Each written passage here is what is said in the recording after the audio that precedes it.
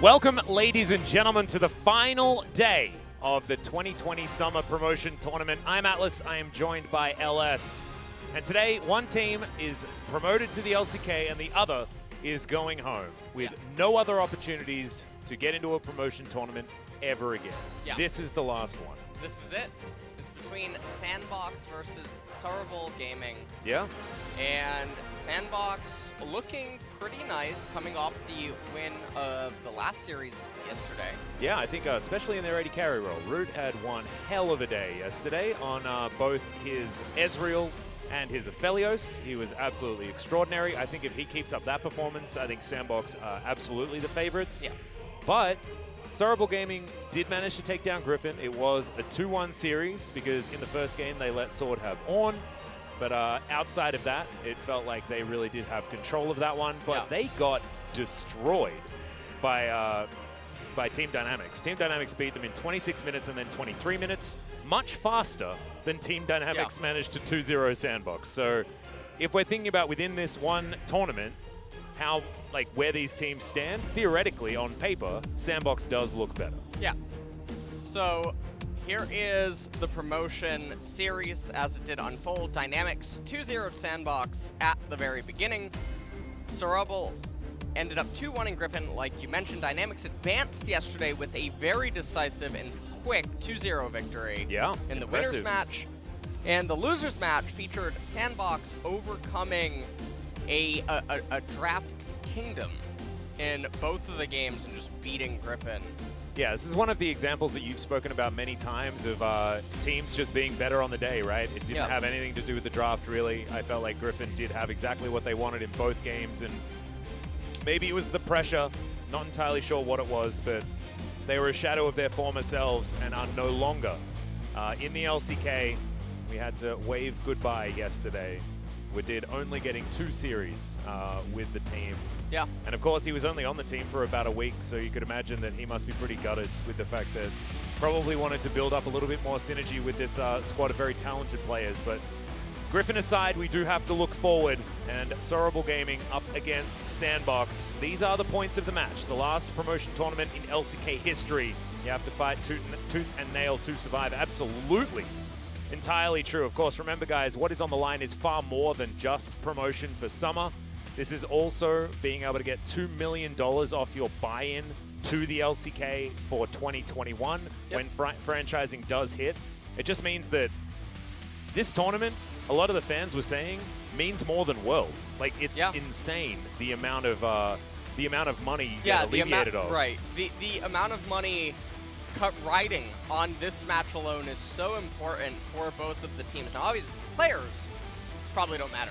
Yeah. It doesn't matter for them. But the orgs, it is an entirely different series. SRB chose red side for game number 1, so we'll see how they utilize. I like this next line. The what does Sungyun, the Thomas Edison of LoL, have in store? Yeah.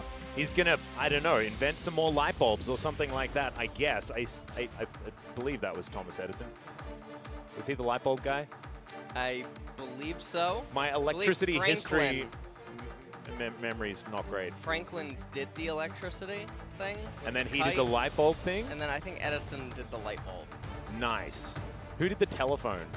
No idea. Who cares? SRB Gaming, this is their lineup, the one that you have come to know and love. Tal, Kakao, Dan Chung there in the mid lane with Nova and Sungyun on the bottom side. And Summit on fleek, Fate, Root, and Gorilla for Sandbox. Dove, nowhere in sight. The Peace Pigeon not going to be here this time around, and I wonder whether in this best-of-5 series there will be some substitutions, because we know that Sandbox loves to go through all of their different players whenever they would like to, but what is outside of theme just a little bit is the fact that they have not made any substitutions throughout this promotion tournament. It feels like they have settled on this roster as we have a look at our key player. Now, Kakao was brilliant in day 1. Yeah. He was running rings around Tarzan that entire series, despite the fact that he did have that one loss. He was still, 50 CS ahead on his Olaf, power farming, Warrior Enchant in hand, Boots of Lucidity, 40% CDR with his Black Cleaver then completed. He was a lot of fun to watch. But then he seemed partially absent in yesterday's games, where he was just hanging around in brushes, standing on wards He and was just getting sinning, killed. though. He was He definitely was sinning. absolutely sinning, and it ended up not being a good look No. yesterday as another This key was player. a good look. This was a good look indeed. Root, damage per minute 636 so far in the Summer Promotion series. And yeah, he's basically first in every stat except for KDA. And that just goes to show that he's a team player. Yeah, 100%. You know, that's it's KDA. I wonder who has a bigger one than him. Actually, that is interesting. Probably FaZe, who did have a pretty good promotion tournament as well. 2-0-2-0 generally boosts up that KDA quite high. As Kakao is the first one we're going to look at. Some smiles on his face as well. Very jovial team is this one. I feel like any team that has Kakao and Sangyun on it is just going to be a lot of smiles. That being said, Tal is very stoic on the top side of the map. Yeah. And we'll see whether Sandbox are going to be able to overcome that. As Root on your screen right here, I'm looking at him because he was just extraordinary yesterday. Hard carrying his team. His Ezreal was unbelievable. There's that one team fight that still stands out in my mind, just managed to hit every ability and was very, very fun to watch. So we'll just have to keep our eye on him, see how he's going to go. Sorrowful Gaming here, Tal, you can see their colors, rice cake-esque. Yep. As is what they're named after. I believe the owners of the company have a rice cake shop called this, and that's why they have those colors. Very cute. Dan Chung there in the mid lane. He's got a few smiles on his face as well, and I'm looking to see more from him. I think that within Challenger's career, he had a good performance. But so far, we haven't really seen it outside of some decent team fights on his Galio and things like that. And yesterday really did beg some questions. Yeah, and I mean, yesterday, a bit of a shaky game. Now, the thing that's most worrisome is that Sorabal, they started off one of the games with a very big advantage. Yeah, and they actually just threw it all away. It was very, very strange. Sort of like they were getting to the point that they needed to. LS over here has got something stuck in his throat, I think. It's not necessarily working out. We'll need to go and get him a tissue or something like that, and I think he will be all right there. As we're taking a little bit of time to get into pick and ban for game number 1, making sure that all of our settings are absolutely fine before we enter champion select. And both of these teams understand the amount of pressure that is on their shoulders. Gorilla had a little bit of a chat to him before today's matches, and he does seem quietly confident, but also it felt like the tensions were definitely high. And we'll see whether he is going to retain his position here in the LCK after moving back from Misfits, jumped onto Sandbox, felt like it was an upgrade over Old Man Joker, who has now moved into the coaching position. You can see standing behind, has his head cut off just a little bit at the moment, but he is standing behind Sandbox Gaming, and LS is back, I think. How are you feeling? Yeah, it feels like I inhaled like dust. Yeah. That's what it's, my throat is, feels like there's dust in it. I apologize, Atlas. No, that's absolutely It's, fine. I'm yeah. happy to carry it through as long as you are not feeling unwell in any way. It did seem like it was a tickled throat rather than anything more serious. So you can keep your Monka W's to yourselves, everyone. Likely safe. Yeah, likely safe. You know. Or less sanitary. I'm not entirely sure which one it is at this point. As Sandbox have already banned away both of Dan Chung's champions, and Sorrowful Gaming with a Jace ban up against Summit, and now thinking about what they want to take away next. The Aphelios, an understandable ban away from Root, who was so good on it yesterday. And Sangyun, of course, does like, you know, they said, Thomas Edison in the points of the match, he does like to mix things up. So I think Sorrowful can ban away as many of the 80 carry pool as they would like, and I believe Sangyun will be absolutely fine. Set going to be the last ban here on Sandbox's side, as Sorrowful will see what they do decide to get rid of.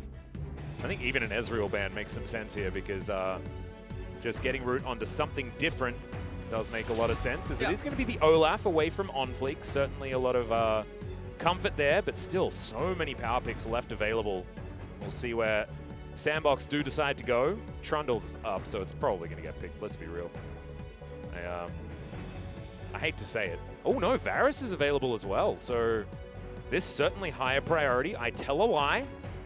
4 seconds to go, and they do lock that one away. Yeah, so Varus getting locked in on B1 for Sandbox is a pretty good sign. Now, obviously, this is a champion that has multiple modes. Can go for the lethality Varus, or can go for the on-hit attack speed, or attack speed with crit. That is also another option, as Sarabal is going to go with the Misfortune.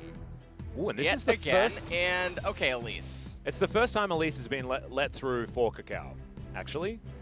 Of course, is a legacy Elise player, has been playing it for an extraordinarily long time, is now Gorilla on his 3rd game of Sir Thomas Kench in a row.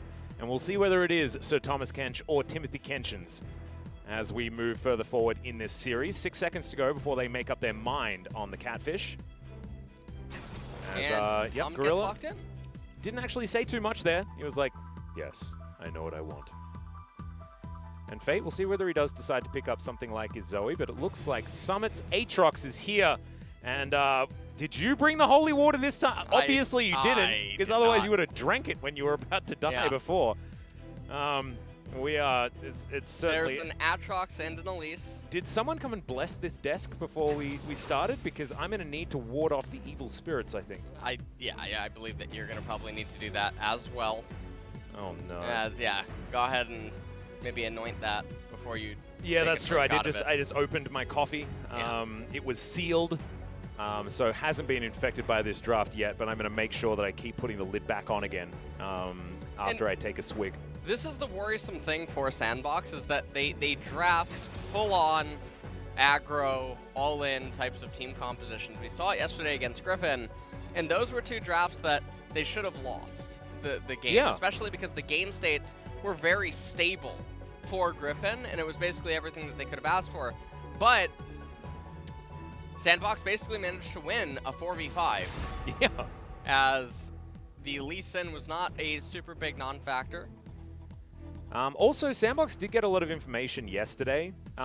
Sorrowful Gaming also had some winning drafts and weren't actually able to utilize them. I think that the Camille draft certainly stands out as being basically the perfect point to pick up a split pusher and have her be in control of the game, but Sorrowful just did not utilize it effectively, right? Yeah. They demonstrated that they weren't really able to play out that style. And so I think that the Aatrox pickup here is almost more intelligent because it shows that Sandbox, they can do this and still be very happy because Sorrowful don't look like they can pilot the split push all that effectively. As the Renekton and Yuumi are going to be banned away from Sorrowful here, as the Akali and LeBlanc have been removed from Fate's wheelhouse. And I believe that is showing the hand of Dan Chung a little bit here, wanting to pilot the Pantheon in the mid lane, something that we've seen a lot, you know, pick your mid laner and then ban a couple of things away to make sure that it's as safe as possible. I feel like the Pantheon's probably top lane because I think Pantheon would actually invite LeBlanc in and not be super worried about that. So I imagine that it's going to be Thal versus Summit. And Dan Chung maybe saving some of his counter pick for last. Yeah, more interesting picks. This is a very understandable Zoe pickup here. Fate has been playing it a lot. It's not been the best Zoe that we've seen in the LCK, but unfortunately for him, we have probably some of the best Zoes in the world in our particular league. Chovy beat it East, certainly examples with Faker alongside them. Dove also. It's really interesting that Sandbox are picking Zoe. They did it already for Fate, but I see Fate as more of that assassin player rather than the Zoe. Dove is a brilliant Zoe player and has been for a long time. Onfleek thinking about not as much of a sinful choice here, as the Sejuani is going to be locked in. And I think I could actually hear Tal in the background there. He is being very loud. Has a very deep voice. And so you can feel it permeating through your body. Is Dan Chung thinking about Victor? The thing about Victor is that if Victor would get locked in, it would have a lot of anti-synergy with the Elise, and then it would be off-theme with the team composition. As at Darius... That is downright Darius once again for Tal. He's played this already. I'm not going to make any mistakes with messing up which patch we're on. It's not back to Season 5, and so therefore that bleed is physical. But still, Darius is a scary champion, was nerfed on 10-7, but not nerfed out of existence or anything like that, and was nerfed because he was very strong, mostly in solo queue. So let's see what Tal's going to be able to get done here. His first game begged a lot, to be honest. And this is, we're fighting lack of faith with lack of faith over here, well, LS. It's feeling very sinful. The thing is that Sandbox actually has the more scale. They have more scaling, they have more insurance, but also the Aatrox is now sort of enabled in an interesting turn of events, ends up actually scaling against Sorable's team composition because there's so many champions that have to come in on him. Yeah. And Varus is going to be sitting pretty. I imagine that this will be Lethality Varus with the Zoe. Yeah. To sort of take on the mantle that's very akin to Ezreal Zoe. And that's going to mean that Sorable's team composition, it's all in. It is a sin to win. Pantheon Grand Skyfall, follow up by Darius flash ghosting in, Elise trying to follow up, and then Misfortune there with the ultimate to back up. If this team comp falls behind, it's lights out. Oh yeah, it's over. The whole top side of the map doesn't exist. Yeah. It's going to be terrifying. But if they can snowball, and they have so much enabling of their lanes with Cacaw's Cocoon coming out of the jungle. And remember, this champion has been banned away from this player this entire tournament. So let's find out why here in game number 1 of this best of 5 series for the final spot in the LCK. This is all or nothing for both of these teams. As our Fate skips his way into mid. Danchung, in the end, was the one piloting this Pantheon. Another one of these interesting compositions where Elise is the only source of magic damage. Does mean that she will be doing true damage around the mid-game, but also means that building armor is going to be very effective because Elise's damage doesn't necessarily scale as this game goes on. Yep. So, multiple reasons why Sorable needs to win by approximately 17 minutes. Give or take. Well, give or take. We'll have to pay attention to Cacao, as Darius has Celerity and Scorch. Oh, baby. So we'll see what he can end up doing here. He also has... I love Nimbus Cloak with Ghost, though. Oh, no, he actually switched off the Ghost. Last time he did pick it up, but now going to be relying on flashing in, I guess, for that extra movement speed. Yeah. And then you can activate your Phase Rush and get a bit of extra movement speed there. Of course, Darius, one of the champions that is notoriously kiteable, and so wants to do as much as possible to mitigate that, and Phase Rush and Nimbus Cloak certainly going to help out there. But the Ghost would have also been very, very strong. Cacao with a solo red start, as On Fleek already has cleared up his red Summit. Gonna push in the top side, and we take a look at all of the runes. And you can see Zoe and Varus both have Scorch taken. So we'll see what happens here between these two top laners, as Summit is going to be pretty hard. Oh, man. It's for Thal to do anything against. Yeah, and Summit's already, like, his movement in this lane has been very frustrating for Tal, who does finally find an Apprehend. Not really going to get too much else out of that is Summit, as he misses a couple of his Qs. So far, the trades have been fine. Both of these top laners with a fair bit of sustain option as far as getting all that extra health back from your Q. In Darius's case, and Summit just in general, having lifesteal up the wazoo, part of his kit. So it will be likely a lot of biffo, but we'll see whether it is going to ever be kill threat, because it will mean that keeping health bars high is going to be important, because if you can't hit minions or champions as both of these pickups, then it is far more difficult to get in and utilize all of that extra regen. So it's going to be interesting how this lane plays out, as Tal winning out on that trade quite nicely. Another Apprehend comes in, and Summit just straight up losing out and will bleed out as well, meaning that trade is even better. Doesn't look like Cacao saw On Fleek. Oh, there's a stun onto Fate. He had picked up a heal already, as the Q is going to go wide. Fate just finds himself a little bit of extra damage there, as Cacao in full vision. Fate's going to move on back. They decide not to go aggressive in this circumstance. Okay, well, On Fleek is now going to have... Well, that is a very comfortable sidestep there from Fate. Still putting pressure down is Cacao. And no Scuttle Crabs for the Piggy.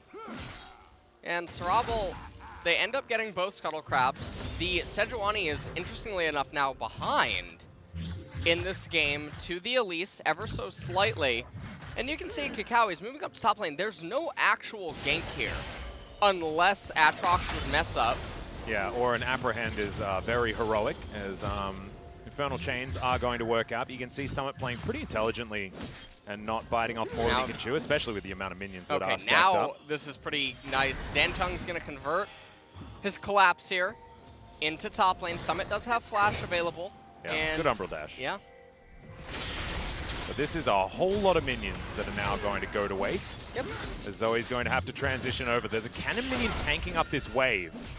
So if Summit can get back there, it is certainly going to be important as Fate throws out the bubble, finds Danchung with it, but Kakao is looking for a cocoon. You can see Summit gets back into experience range as another minion wave crashes. And now he's going to finally flash out. Already some very low health bars here as Danchung is tanking up the turret. He has to flash as Kakao down very low, and he's going to be taken out. First blood goes over to Sandbox, and what a turnaround. Now Tile's going to be in trouble. There's the Arctic Assault is available, but OnFleek not wanting to flash for it or anything like that. Didn't think they had the follow-up damage. And Sandbox, they take everything. And this is really catastrophic because the roam, it looked really good in the sense that Summit on Aatrox was losing a lot of XP, losing a lot of CS. The flip side is that Pantheon likewise was losing it all in mid lane in order to make that play happen. However, Elise, being the sinner that she is, neglected all of the camps to try to make this play happen. And meanwhile, OnFleek ends up getting 3 camps during this time, eventually arrives up to top lane. So take a look at the flash. Kakao not quite able to get the damage onto the Aatrox. And Darius could have flashed in order to get the kill onto Aatrox, but then he would go down himself. Yeah. So Sandbox coaching staff very relieved. There's a very happy Joker in that booth, absolutely. As yeah, I don't think they're not praying to anyone right now, not with this draft. But things are certainly working out for them, so they're thanking someone. Danchung is going to clear out this minion wave. OnFleek takes some popcorn chicken. And Gorilla over here, just looking to clear out vision where he can. Another Rift Scuttler has spawned. Nova in position, but Gorilla's also here. There's going to be Devours. There's going to be lots of ways to clear this one up. And Sejuani always historically has been just the best at taking Rift Scuttlers. All of the CC that you have available to you. Fate pushing things back here in this mid lane. Danchung behind by a lot of farm. And, well, Sandbox is feeling pretty comfortable right now. They have 1,500 gold lead at 7 minutes against a team composition that needs to be ahead. Yeah. So this is where a lot of the problems are going to lie. I don't know what Nova is doing right now. That's not a trade that you ever want to take. Oh, good flash. But the fact that he had to flash is real bad. So it's it's not what you want to be doing. That was definitely overly aggressive. Yeah. Opposite of what is good. Your antonym work is just getting better and better every day. Thank you. I really do put a lot of work into it. I know, I've noticed. I just want you to understand that your work is appreciated, absolutely. Thank you very much. First turret plate goes over to Root there on the bottom side. Quite early here in this game, 7.5 minutes as Kakao comes back up top lane. Control Ward spots him out. OnFleek steals away his blue buff. And Fate is even going to be able to easily come over here and pick that one up. Not too many sparkles required in order to lock that one down as the Trouble Bubble does go wide. And Paddlestar not going to find Danchung. And Kakao's still hanging around here as there's the ulti, just trying to soften up the Aatrox. Grand Skyfall comes in as it's not going to be enough to get him out of the way. So the second time of asking, Sarabal are able to lock down the kill onto Summit. But at what cost is the question. They have sacrificed almost everything to get 1 kill on Summit. Yep. They rotate 3 members up into top lane. They lose an entire minion wave mid, and they lose a turret plate. On the flip side, it looks like they're going to be able to get a turret plate. However, Danchung is not long for this one. Yeah, poor little Pantheon. He has no flash available on Fleek. He can just queue in easily Grabs that knock up. He's why still would sitting they on his TP? ultimate. They're trying to give this kill What? over to Summit, but they don't Hello? manage to do so. As Tal's TP was certainly very odd as the Winter's Wrath comes in. Gorilla will be able to find a Devour. Spits out the Darius where he sees fit, and Tal is certainly going to fall down that one. Hand delivered over to Summit. And yes, a few question marks just coming out of your skull right now, LS. Yeah, How do you feel about that play? Well, I felt absolutely exquisite while I was watching it. So I have never been so delighted in my life. The antonyms, dude. I really liked when the Elise was about 6 centimeters away from the Pantheon, and then the teleport came in. Yeah. That one really tickled me. So Sarabal is hemorrhaging right now in this game. I almost want to call it here because they have a Pantheon, Darius, and Elise that are all really, really far behind. One might argue that Darius isn't really that far behind, given that he has a CS advantage. He has 2 plates inside of him. But this is a champion that needs to be ahead in gold. You can't just be even. Yeah. So let's take a look at how this all transpired. Summit goes for a trade. You can see Cacao waiting in the wings. Grand Skyfall comes in from the Pantheon, who very easily just corrals the Aatrox into the Elise. And then right here, Thal recalls, Danchung stays because he greeted for the turret plate. Now, they had full knowledge that Summit was here and that Elise was here. And the thing that is so peculiar about this is that even without the Tahm Kench being here, the Elise has no mana. She's not going to be able to do anything. So you would just be running to the hills regardless, and here we go. Yeah, speaking of running to the hills, on Fleek looking for this first kill. It is going to be Root that locks down the Thresh. He's going to try and run away as Gorilla goes golden. Cacao down here, very low. Danchung made his way in, flashes, grabs the Catfish as Root is also going to flash away. But is this once again just the demise of the Pantheon? Permafrost comes in, he's down very low. Still 500 health to work with, but that goes very, very quickly. And Cacao now trying to run away. Fate, that is a hijacked... oh my god, just brilliant. As Sangyun going to be the next one. On Fleek missing his ultimate entirely, but the explosion damage of it afterwards was calculated, and they're able to kill Cacao here. And I think Sora will understand that this game is over. Yeah, I'm pretty sure that this one is not going to be possible to bring back, because the only insurance policy, I said in the pick band that there really isn't one. It's the misfortune. And the only way that she can bring this game back is if somehow, some way, the Aatrox, Sejuani, Zoe, Varus, and Tom decide to group up as 5 and turn their monitors off. So it's definitely an interesting series of events for Misfortune to get value out of her ultimate. And just take a look at how this transpires. They try to set up a gank again, but On Fleek is on time. As the teleport coming in from Danchung on the Pantheon, On Fleek able to flash to safety. Danchung decides to turn it back around to get a kill, because he probably thinks like, no, we can't just back off here with nothing happening. That would be a massive loss for us. But then Fate able to come in, introduce Pantheon to 200 years. Yeah. Fate is indeed a fickle friend. As Sangyun does eventually flash as the ulti is mistimed, but look at this calculation. The explosion damage, I've never seen that kill someone, I don't think. I think that might have been the first time. 3-man play here from Nova, does go golden as well, as there's the man drop from Danchung, but he has no health bar. Oh my god, just gets exploded. The first kill does go over to the Darius as Summit is very low. Cloud Drake still being aggroed here, as you can see Root on the backline trying to land these arrows. The Sorrowful are going to be able to lock down their second Drake of the game. Mountain Soul is coming in. Another bubble from Fate is going to land. Portal Jump comes down as Nova does manage to land the hook. That was really cute, but the Elise is just dead because Piercing Arrow is one hell of an ability. There's bullet time from Sangyun, but unfortunately they just don't have anything else. And this gold lead is approaching 7,000, and Sandbox even want more. Yep. Nova is in so much trouble right now. Oh, the ulti's going to get the slow, good sidestep, but it's not enough. This Sandbox roster are just cutting down Sorrowful where they stand. And, I mean, this game is just busted so wide open. It's almost a 10,000 gold lead. Now, Sorrowful does have 2 dragons, so if they could somehow make it to the Mountain Soul, that would mean they would live about 6 seconds longer in the team fight. So, yeah. An absolute unfortunate situation here for them here in game number 1. as Pantheon trying to do his best, tanking up a lot of time with that E. This is where Zoe and Varus really flourish, is in these hyper-extended team fights where they're able to just keep sending paddle stars and arrows out. It was a nice attempt by Nova to try to save his teammate's life. Thal had flash here, should have already gone over the wall. Yeah. But really greeting, and I really thought that bubble was going to hit onto Songyun, and that could have just been the ace. But then right here on Fleek. Oh, that was so close. Yep. Nova did the best that he could there in that particular instance, but it does just feel like Sorable's composition are just way too far behind. Yes. Against a comp that is very happy fighting at this stage of the game. It's so funny that Sorable sinned so hard in the draft that it's turned Sandbox's comp into a scaling draft. Yes. It's just insane. I didn't think any team would be capable of doing that to a Sandbox draft.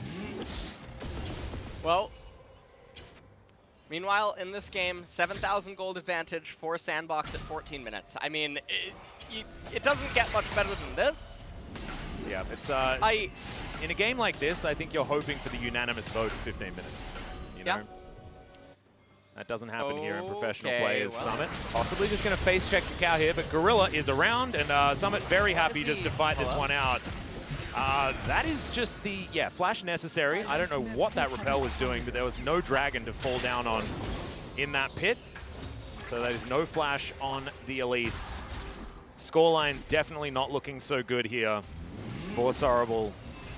The Songyun is at least able to pick up some farm this game, but this is, not exactly the day for the Misfortune to carry, because the rest of her team doesn't really exist at this stage. And MF is going, well, we don't know what she's going to go for her next item, but does already have the Essence Reaver. Going to be a while until Songyun can get the second item. Fate going to try to live here. Nice ultimate by Sedge. Yep, that's just going to disengage. Fate actually Captain Jack cleansing without needing to cleanse. That was pretty cute though. Bubble is going to land, but no vision. Not wanting to go too aggressive as Fate just comes over, helps lock down Shirley. And Gorilla's going to come in as well, so this should be easily taken by Sandbox. And Sandbox probably know by now that this is going to be a very elementary game, just wishing that there was a Baron available to take. But it's 4 minutes until he even spawns on the map. And what was I talking about earlier in the game? It was approximately 17 minutes that Sorable need to get an advantage. So we're going to need a 20,000 gold swing within a minute's time. And I really feel like Zoe and Gengar would have a lot of synergy, given that he has Dream Eater.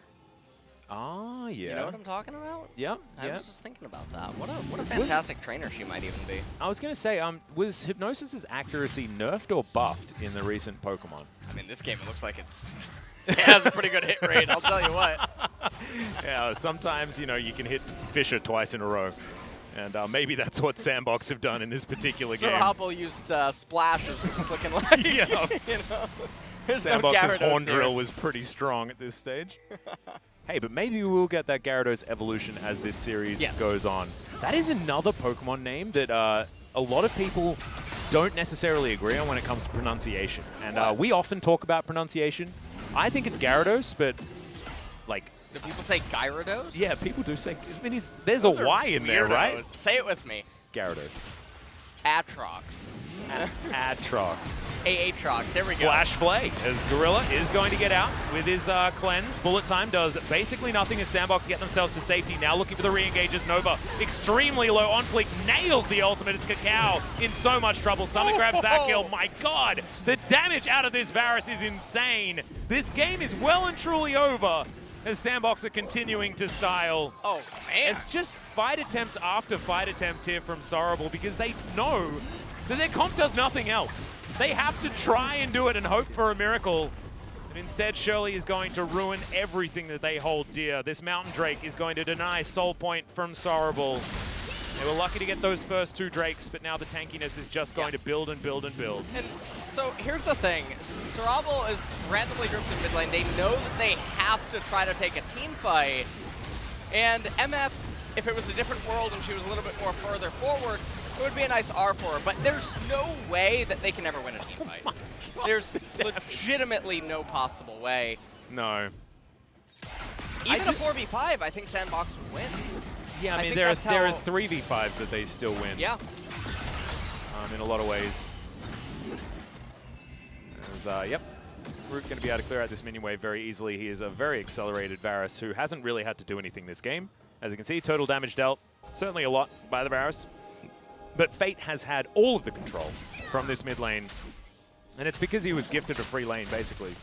Dan Chung heading towards topside, wasting a lot of time trying to take down Summit. He didn't kill the ward, which is really surprising. Nine. Okay. So ends up getting it with the Umbral Glaive. As, you know, it's been a while. Zoe picked up Morello. I need you to tell me where the healing is. On Sarabal. The W from Elise. Too late. This is going Q, on Instagram. Q from Darius. Sangyun's life steal that he may have built up with the lifeline rune as Tal is going to get the flash out of Summit. Nicely done here. Sangyun does have cleanse, so summon a heal, not going to be one of those healing options. Conqueror? Not sure these are. Corrupting potion? And the other thing is that a lot of the healing on the side of Sarabal, even if you want to argue it, which I think at this point, it's so negligible, right? It also doesn't really active matter, healing. right? You may as well finish the Morello because you're probably going to win the game in the next couple of minutes. And yeah, they are slot win. efficiency is going to be important at that stage. So just wants as much power now. But yes, certainly not exactly the game where yeah, Morello's going to give you all that much power. And Mountain Dragon's coming up in 3 minutes if Sandbox do want to get it. And it's 13-3 right now. 10,000 gold lead, almost 10,500.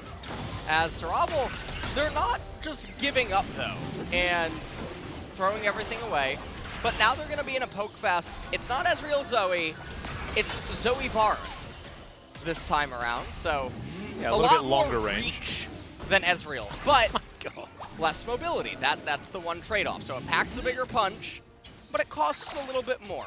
True. If you're a TCG fan. Well, Bubble is going to land there on to Nova. Raptor Camp is going to spawn at exactly the right time. Game's like a NASA sleep study. It really is. It's, yeah. I don't know. The will to go on is a difficult thing. Yeah. This stage. But Sarabal are at least sticking with it for the moment. 10.5 going to be that lead as the Baron finally spawns on the map. Fate is just going to look to kill Dan Chung. Does not find the Paddle Star. I don't think that would have killed anyway. Didn't quite have the range on it. Summit is looking for the Rift Scuttler. Will be able to take that one very, very simply. And he's very close to his death stance. But talking about item completions isn't super relevant just because of how far ahead Sandbox are. You can see Dan Chung level 11 to Fate's level 13. Tal is within touching distance to Summit. Will equalize relatively soon if he can get to another minion wave. But Sangyun is a level behind as well. And this is just pretty outrageous when it comes to the advantages that are being picked up here by Sandbox. 6-0-4 for Fate's Zoe. And I'm starting to become a believer. I'm starting to understand why we haven't seen Dove. Fate is playing very, very well. Ulti going to fly completely wide. Root still holds on to his Chains of Corruption as he teleports into the mid lane though, so they will be able to utilize that if they want to lock down the members of Sorrowful. Yep. And Varus just going to shove in. He has Edge of Night, Yumu's, and Umbral Glaive, so 3 lethality items are completed. Doesn't land the piercing arrow though. Wants to be softening up the members of Sorrowful before they do go in. Although I guess they can just go in whenever they want to. A couple of Aegises of the Legion. Aegis of the Legion, depending on how you want to pronounce it. I've always said Aegis. As Sandbox push in on this inner turret bottom side of the map. Trouble Bubble goes wide, but Tal's down to half health, and Sandbox not going to see too much resistance here at this turret. The last inner is going to fall. 7 turrets to 0 thus far. It's 12,000 gold is the lead. And we're just going to take Mountain Drake because why not, you know? And they're playing this very safe and reserved. They could be sieging with Zoe Varus, but perhaps not wanting to have any sort of variance plays. I'm not totally certain on what the overly cautious play is, because especially Sandbox isn't even known for this. And Yeah. you know, maybe they're thinking that they've lost so many games by being reckless and overly aggressive that they want to play just a little bit more reserved this time around. I appreciate it. As OnFleek has more money than anyone other than Sang-Yoon now, but he's very, very close to that one as well. And when a jungler is that far ahead of everyone on the other side of the map, that is certainly a good news story if you are the team with said jungler. Summit still trying to do what he can here. Does have his Death Dance now completed, but Darius is, with Trinity Force in hand, he's still scary.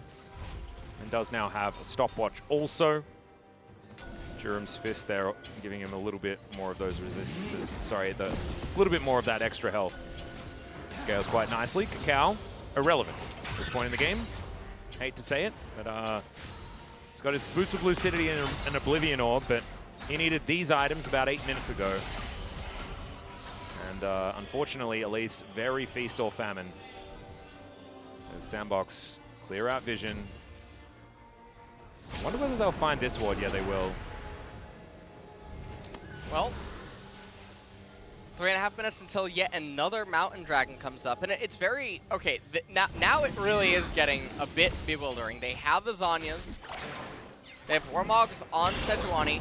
Ow. And, okay, Right. Thresh is dead. Gonna have to flash away. Yeah, bubble lands as Fate looks for it, doesn't get it. Dan Chung is going to be able to mitigate that damage. This bubble, once again, going to go wide on Fleek. Should be able to find an ulti here, but decides not to go for it, actually. Cocoon lands, does 0 damage to on Fleek. Now Sang-Yoon's trying to get in. Does have to immediately cleanse, though, as he takes the lantern to safety. Ulti does come down. Hook lands from Nova, but he's already very, very low. Kakao also is going to get bubbled. Meanwhile, on the back line, Dan Chung trying to do something, but unfortunately, he just doesn't have the gold for it. Tal can't even get into this fight either. He's actually blocked off by that trouble bubble as Abyssal Voyage will get Gorilla on top of the Darius. And Dan Chung eventually is taken down by Zoe. This could be the in that Sandbox have been looking for. Well, they certainly should be able to raise an inhibitor at the very least. I think it's going to really depend on what Sarabal ends up trying to do. Somehow Sang-Yoon still hasn't died this game, so Yeah. see whether he's going to be able to keep onto that KDA as this game continues. Now just trying to clear out the minion wave as this inhibitor is falling in mid lane. 2 inhibs. Off the back of that team fight is Kakao down to half health before he can really do anything. Has to pop his stopwatch very, very early. Chains of Corruption are going to lock down Sang-Yoon, but he does get out of that one. Trying to get damage onto OnFleek, but he's very tanky. Summit also not going to take too much. They just clean up the Elise. But here's going to be the flanking play. Teleport in from Dan Chung. Immediately he gets exhausted. Apprehend onto Summit in the backline as Dan Chung takes the lantern to safety. Sandbox quite low when it comes to the health bars, so it doesn't look like they're going to turn straight onto the Baron. But it really does feel like their wallets are too heavy. And let's just take a look at how this game transpired. Or this team fight anyway. Grand Skyfall comes in, teleport on Tal, but Fate had a spare flash available. Flashes away from Tal, ends up wiggling with him a little bit. Tal flashes forward, tries to get all the stacks onto the Zoe so that he could cast his ultimate. Dan Chung actually ends up wasting his stopwatch. There's nothing to achieve there, just delaying the inevitable death. And then here, Kakao lands a cocoon, but it's onto Sir Thomas Kench. Yeah. It's not the best target. Piercing Arrow comes forward. OnFleek does not move to give Elise anywhere else to come down from her rappel. And here it does look like Thresh is, or Tal. Oh dear. Oh man. Sometimes you just feel like bubbles. It's Finding Nemo at the moment. Adorable movie. Absolutely adorable. Yep. Thought about Finding Nemo for quite some time. She just pitched, that was a strike. Yeah, it was. That was good.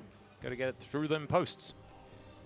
As Sarabal, we aren't going to find the hook as the bubble connects onto Sang-Yoon. Oh my god, the damage from the Piercing Arrow. Nova going to be the sacrificial lamb here as Sang-Yoon holds on to that KDA. Kakao down very low. just off the back of one piercing arrow, as the last inhibitor is going to be the target.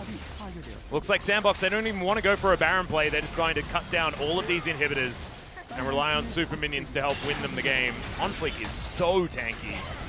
Even Fate sitting on an extra flash right now as Sungyun gets chunked by a paddle star. There's the Grand Skyfall as Dan Chung is just going to donate himself. It's Oxfam delivery system here for the Pantheon as Cow gets knocked up. Summit dives forward. He's looking for Sungyun to try and grab his first death of the series. Cacao going to fall down though, and now the Nexus is exposed. Summit's going to take down Tal. Sungyun still on this mountain, still undying as the Hanwha life flares are coming down.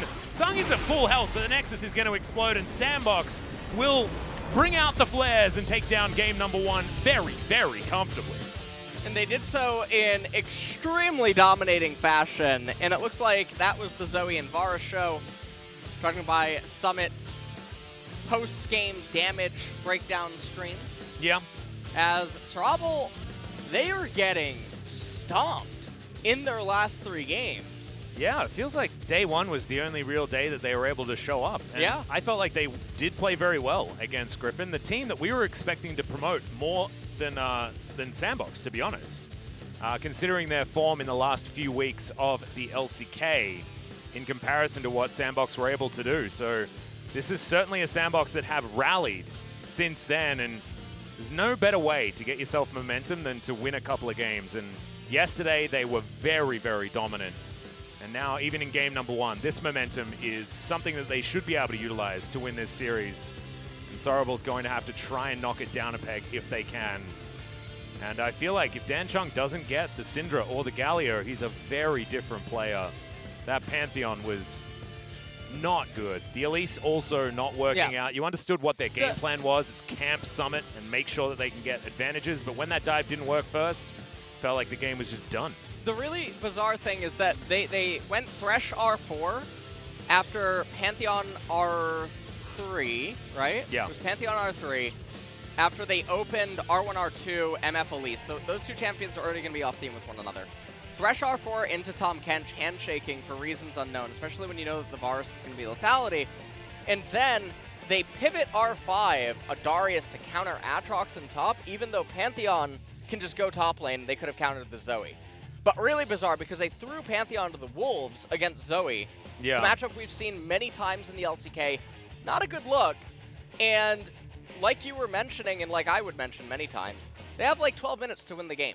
Because even with a 3,000-4,000 gold lead, they still can't siege, they can't push, they need Dragon Soul to end games, or they need Baron, but their team comp can't do Baron super easily against Varus Zoe. So it was a bit of a hot mess. And this was just so disappointing. Cacao just gets cut down. First blood goes to the champion in the mid lane that was then able to absolutely carry. And this, they were finally able to take down the Aatrox, but it was too little too late at this stage. And even then, the counter gank comes through. And even Summit was able to get back and get some of that gold also. No assist on this particular kill, but the next, actually was able to get one here. And then Tal also donating himself away. But it did really feel like Sarabal knew that the game wasn't in a state that felt winnable to them after the initial dive had failed. It's one of those compositions that really requires you to be successful in this early game, and they certainly were not. They just fell super far behind. They tried to make some things happen. And, you know, at the end of the day, if you're Songyun, not only did you not die, you had the Prestige Edition skin. Yeah, precisely. And that's probably why he didn't die as well. Right. And if you want to have a performance like that one, maybe pick up a Prestige Edition You MF can hop skin. into the store. It's right there in the client. Results may vary. Yeah, they may. But may. They're not likely to. It's most likely going to be a victory. Is the first time that I've seen the explosion damage of a Glacial Prison kill someone. That's certainly cool. And the rest of these highlights are really hard to watch. As Sarabal actually just had no way of winning teamfights in any way, shape, or form. It was probably one of the earliest 10,000 gold leads that we've seen for a really long time. It struck at about 16 minutes into the game. As hooking someone after the portal jump, not exactly going to be helping out here as Fate cycling through so many different on-use items. and Summoner spells. His Zoe was fantastic this series. And I think the Zoe Varus is going to be really problematic for Sorabl to handle, especially because there's other variations of it. It's not just Zoe Varus, it's also Zoe Ezreal. Yeah. Is the same kind of team composition that is very obnoxious to actually beat. So this is going to be really awkward. Well, we'll just have to see what changes when it comes to which bans do come out. Sorabl do have now a lot of options as far as getting rid of things like the Zoe, things like the Varus. Varus should be banned every game anyway. He's extraordinarily strong. Certainly was a fantastic first pick option for Sandbox, just with how flexible he is as well. Fits into so many different styles of team composition. But this was just a tale of comfort for Sandbox, and Sorabl finding, I guess, a comp that they wanted, but not one that they were able to actually pilot effectively. It's just so hard when, in a game like this, which is such high pressure, having a look at the damage here, oh my god, just insane. But when the onus is on you to make things happen, we speak about this all the time. Mentality does come into it, and the psychology of being the first one to have to move in a game that's such high pressure is really, really hard. Yeah. So I think scaling options, the T1 approach, is definitely good when it comes to early games in series. Of course, game one is the least pressure of the matches in the series, but now that they are on the back foot, it is going to be difficult for Sorabl to find their way back in. But they still have 2 games to do so.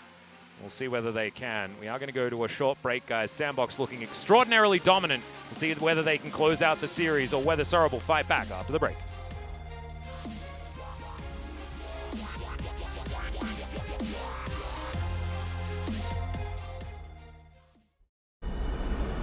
얘들아 승용보 올려라 마지막으로 에이 TFT 모바일 부동동작 쪼로로로 갤럭시 부동동작 에이 TFT 모바일 부동동작 쪼로로로 갤럭시 부동동작 또 떨어져 허구와 날 나타나 여기 갤럭시 너의 자식 얼럭키다 너의 두뇌 그래서 타지 않아 21세기 네 전략 이제 전략 능지 차이 나는 널 능지 처참히 롤 아재 롤린 이돌 롤린 인더들 자 이제 누나 망가 따마 회전 초반 뒤집개로 뒤집어라 레디 셋색 에이 TFT 모바일 부동동작 쪼로로로 갤럭시 부동동작 에이 TFT 모바일 부동동작 쪼로로로 갤럭시 부동동작 라이어가 멋이 부동동작 에이 TFT 모바일 부동동작 에이 온유월 서리 가득 찰로 동작 쪼로로로 갤럭시 부동동작 하다 현타 부동동작 TFT 갤럭시 부동동작 유체 뉴 시너지 전설 등장 머신 팬츠 우주 부동동작 리그 오브 레전드 전략 게임 TFT 모바일 부동동작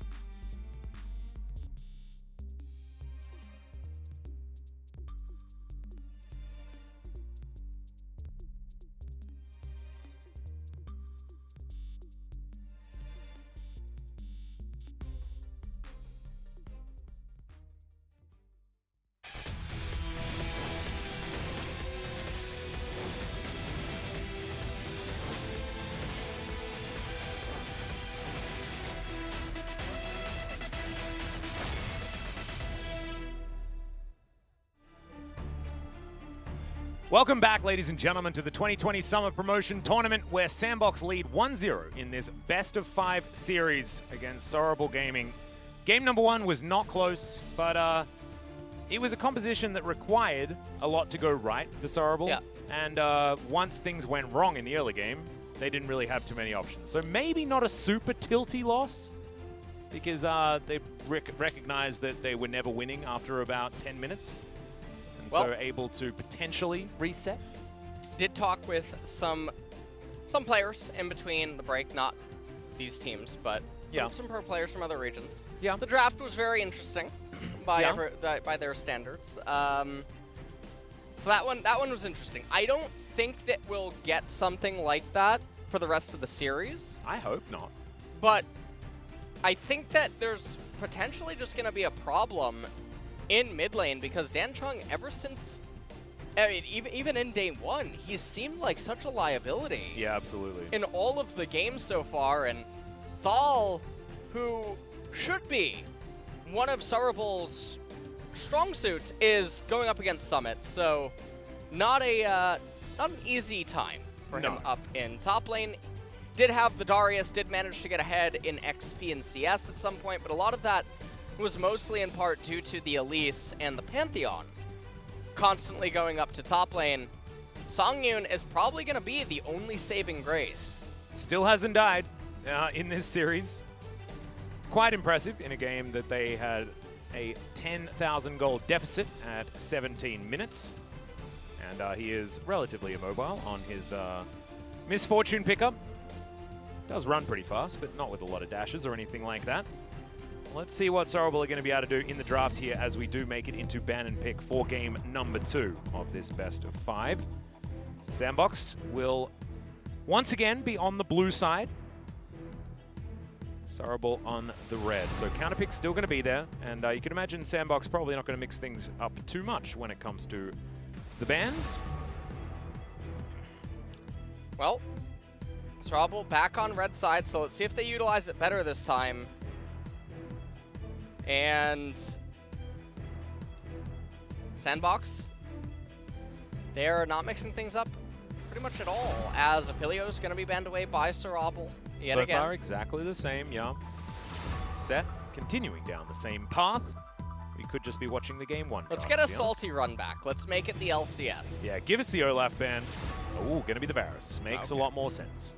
Now, Ezreal could just get B1'd, and then we could almost follow a similar line. Yep. You could also B1 the Zoe if you would like to, but Trundle is available. And this is what I was somewhat expecting in game number 1 until we realized the Varus had slipped through the draft. So Trundle's going to be snapped up. There it is. Let's see what Sorrowful are going to do. Already, the draft is different. Yep. From game number 1. As that Varus throws a bit of a spanner in the works. And now Sorrowful hovering Aatrox. The Aatrox pick away. Cacau's Elise is still available. He could go for it again if he would like to. Not sure whether it's what he really wants to do, but Graves is up as well. Was in game number 1. Yeah. And wasn't actually picked and is very comfortable into the Trundle, as we see so often. So Cacao is going to lock away Negan for himself. Probably not going to go for the Negan build, but we'll see what he does decide to do. Is on fleek. Let's see what Sandbox have in store as a response. And I wonder if that's a top Kalista for Summit, very cool. or if we'll just see Kalista Taric locked in for Root and Gorilla down in the bot lane. I'd like to see Kalista and Zoe or something like that locked in here, as Renekton would certainly deny any flexibility, and is going to do so. Sandbox, yeah, they know no other way other than the sin. You've gone a bit quiet there. Yeah. It's totally fine. I'm really just. Do you want to talk about something else? Appreciating the scales. Valkyrion did tell me who invented the telephone. Okay. It was, of course, Alexander Graham Bell. Excellent. As we must have known, you know. Learned that many, many years ago, Alright. and unfortunately my boomer brain Ooh. is starting to leak some things. Look as, at MF's hair and Graves' jacket. You like how it yeah. melds? It's like Graves' jacket is actually MF's hat. Yes. Well, that's very cool. This is perfect. Yeah. All right, well. I'm sorry. Yeah. Oh, just talking about Alright, inventions yeah. of telephones and things like that. That's all we've got. But we're pogging about the synergy of the hair plus the jacket. So that's definitely good news. Tarek going to be banned away here. The next ban should probably be the Tom Kench, because otherwise Gorilla is going to pick it, guys. It's just what he's decided to do. That is how he's getting Sandbox back into the LCK. It is one catfish at a time. Yeah, and Tarek getting banned away. So it was a little bit surprising not to see it picked up on B3. There it is. As Tom, yep, taken away. Thresh might be the ban here from Sandbox's side as we're attempting to thin the support pool as much as possible. Nautilus could also go, I guess. Nova does like to head towards that pickup, and his Thresh, while getting some things done in the early game, wasn't necessarily the best, and holding on to the opportunity of maybe having the Callista Thresh could be an option. Zoe banned away from Dan Chung. Odd. Looks like Fate is looking for a LeBlanc pickup. Well, what is Sorabel going to do? I think that they should just R4 support here. But, well, I think in an ideal world, actually, you would just choose a blind pick mid laner that's super stable. Yeah. On its own, that doesn't really have too many counters. I think even an Azir here would be fantastic, and then actually counterpicking support would be mega valuable with a mage or an enchanter, because Sandbox, they're all melee right now.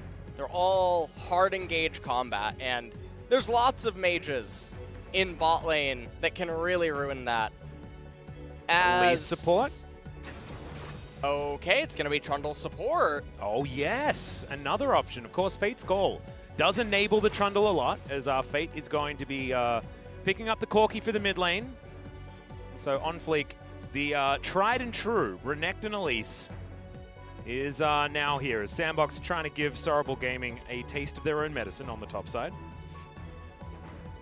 Sandbox, once again, this feels very solo queue-esque in terms of their draft. And last game, I don't want to say, I mean, both parties had very solo queue-esque drafts in a way, but the Zoe Varus obviously was very, very powerful, even if misaligned with some of the other champions. But this time around, it doesn't matter all that much. Now, there's a lot of weirdness going on here. The Trundle gets pivoted bottom. You have a Corki who's scaling. Sorabel elected for LeBlanc into Corki as an answer, but obviously Fate going to be taking the teleport, and if he ends up getting out of laning phase, he's going to bode quite well in this team composition. But both of these comps fight against one another and really go hard. And it's going to all come down to the engages, essentially. Yeah, and also the advantages that can be accrued top side of the map for Sandbox, because now the shoe's on their foot when it comes to top side required to get ahead. The Elise, not as necessary in this composition because, of course, Corki is going to be doing a lot of magic damage as well. So not required for damage variance or anything like that. But still, if she wants to be a champion post 20 minutes, you're going to need a few kills under your belt. So let's see how OnFleek is going to do now with the same task at hand that Kakao had. And Kakao with the Graves is going to be another power farming jungler that Kakao is very well known for. Well, Nautilus MF, LeBlanc, Graves, and Atrox. We'll see what they can do.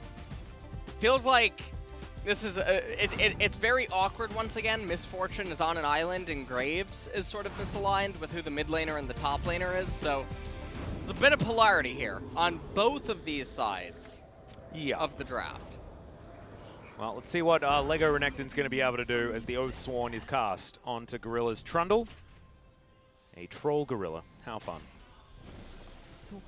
As Nova makes his way out. We'll have Aftershock, so of course Subjugation very, very powerful against the Nautilus, if you can utilize it after an engage has started, will allow Gorilla to be very, very strong.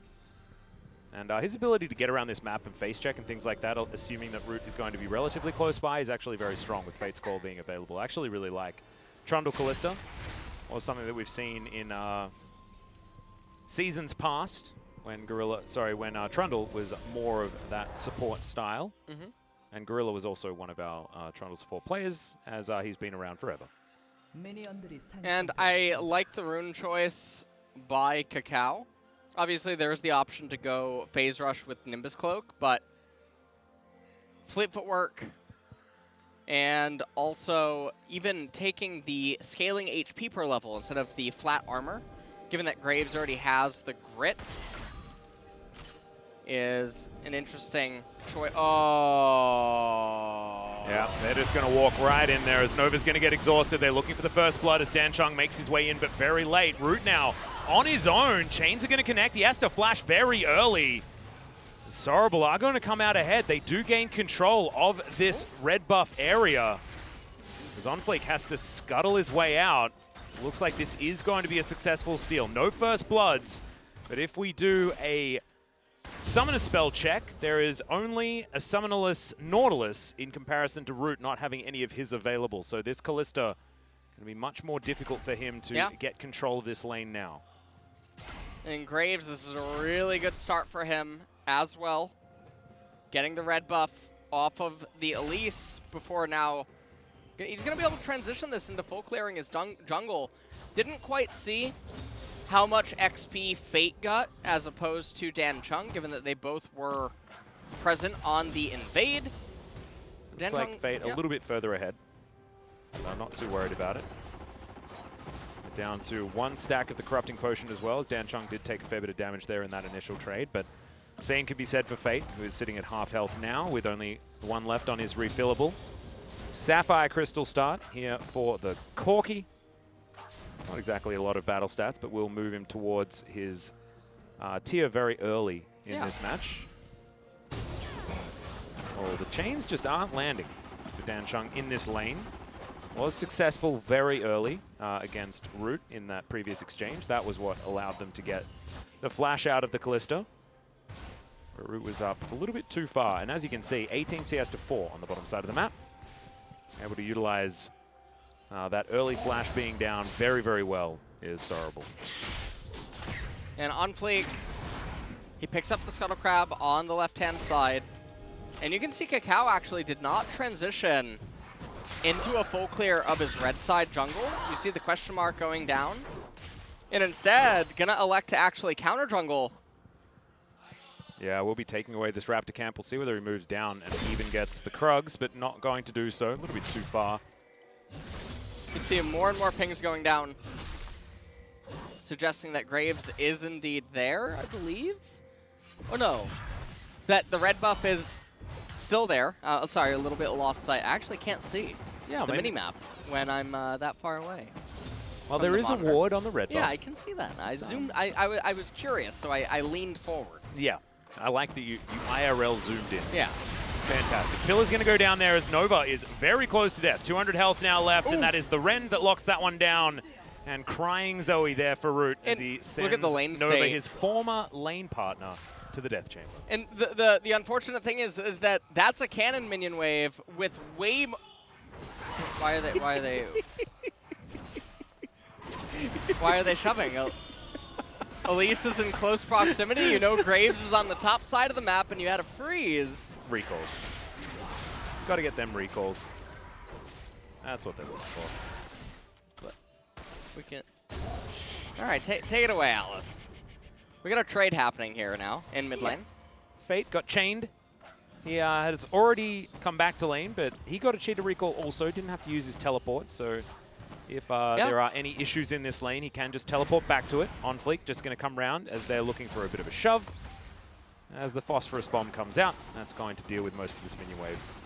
Volatile Spiderling also able to just get damage onto the LeBlanc. On Fleek, not going to ruin any lane states or steal away any minions. That's a good jungler right there. And now we're going to check out what happened bottom lane. As On Fleek just in the right place at the right time. Now, Nova was thinking that even if the Trundle Pillar was here with Kalista, they still wouldn't be able to kill him, but doesn't account for the Elise that was in the Fog of War.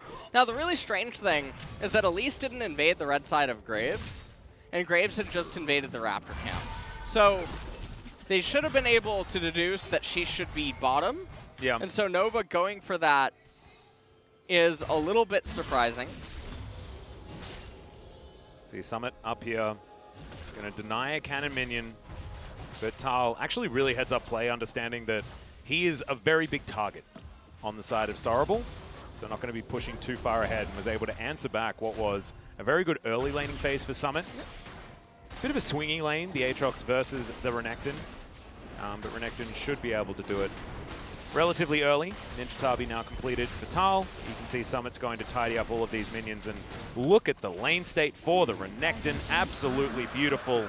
Sorrable still able to lock down the first neutral objective, as the Mountain Drake is going to be taken. Infernal will be next, and then we'll have a Cloud Soul. And it's a nice little pickup, Mountain Dragon, against the Sandbox team composition, even if it won't have the most effectiveness, given that everyone on the side of Sorrable doesn't tend to build resistances, at least not until way later in the game. It is still a nice little victory.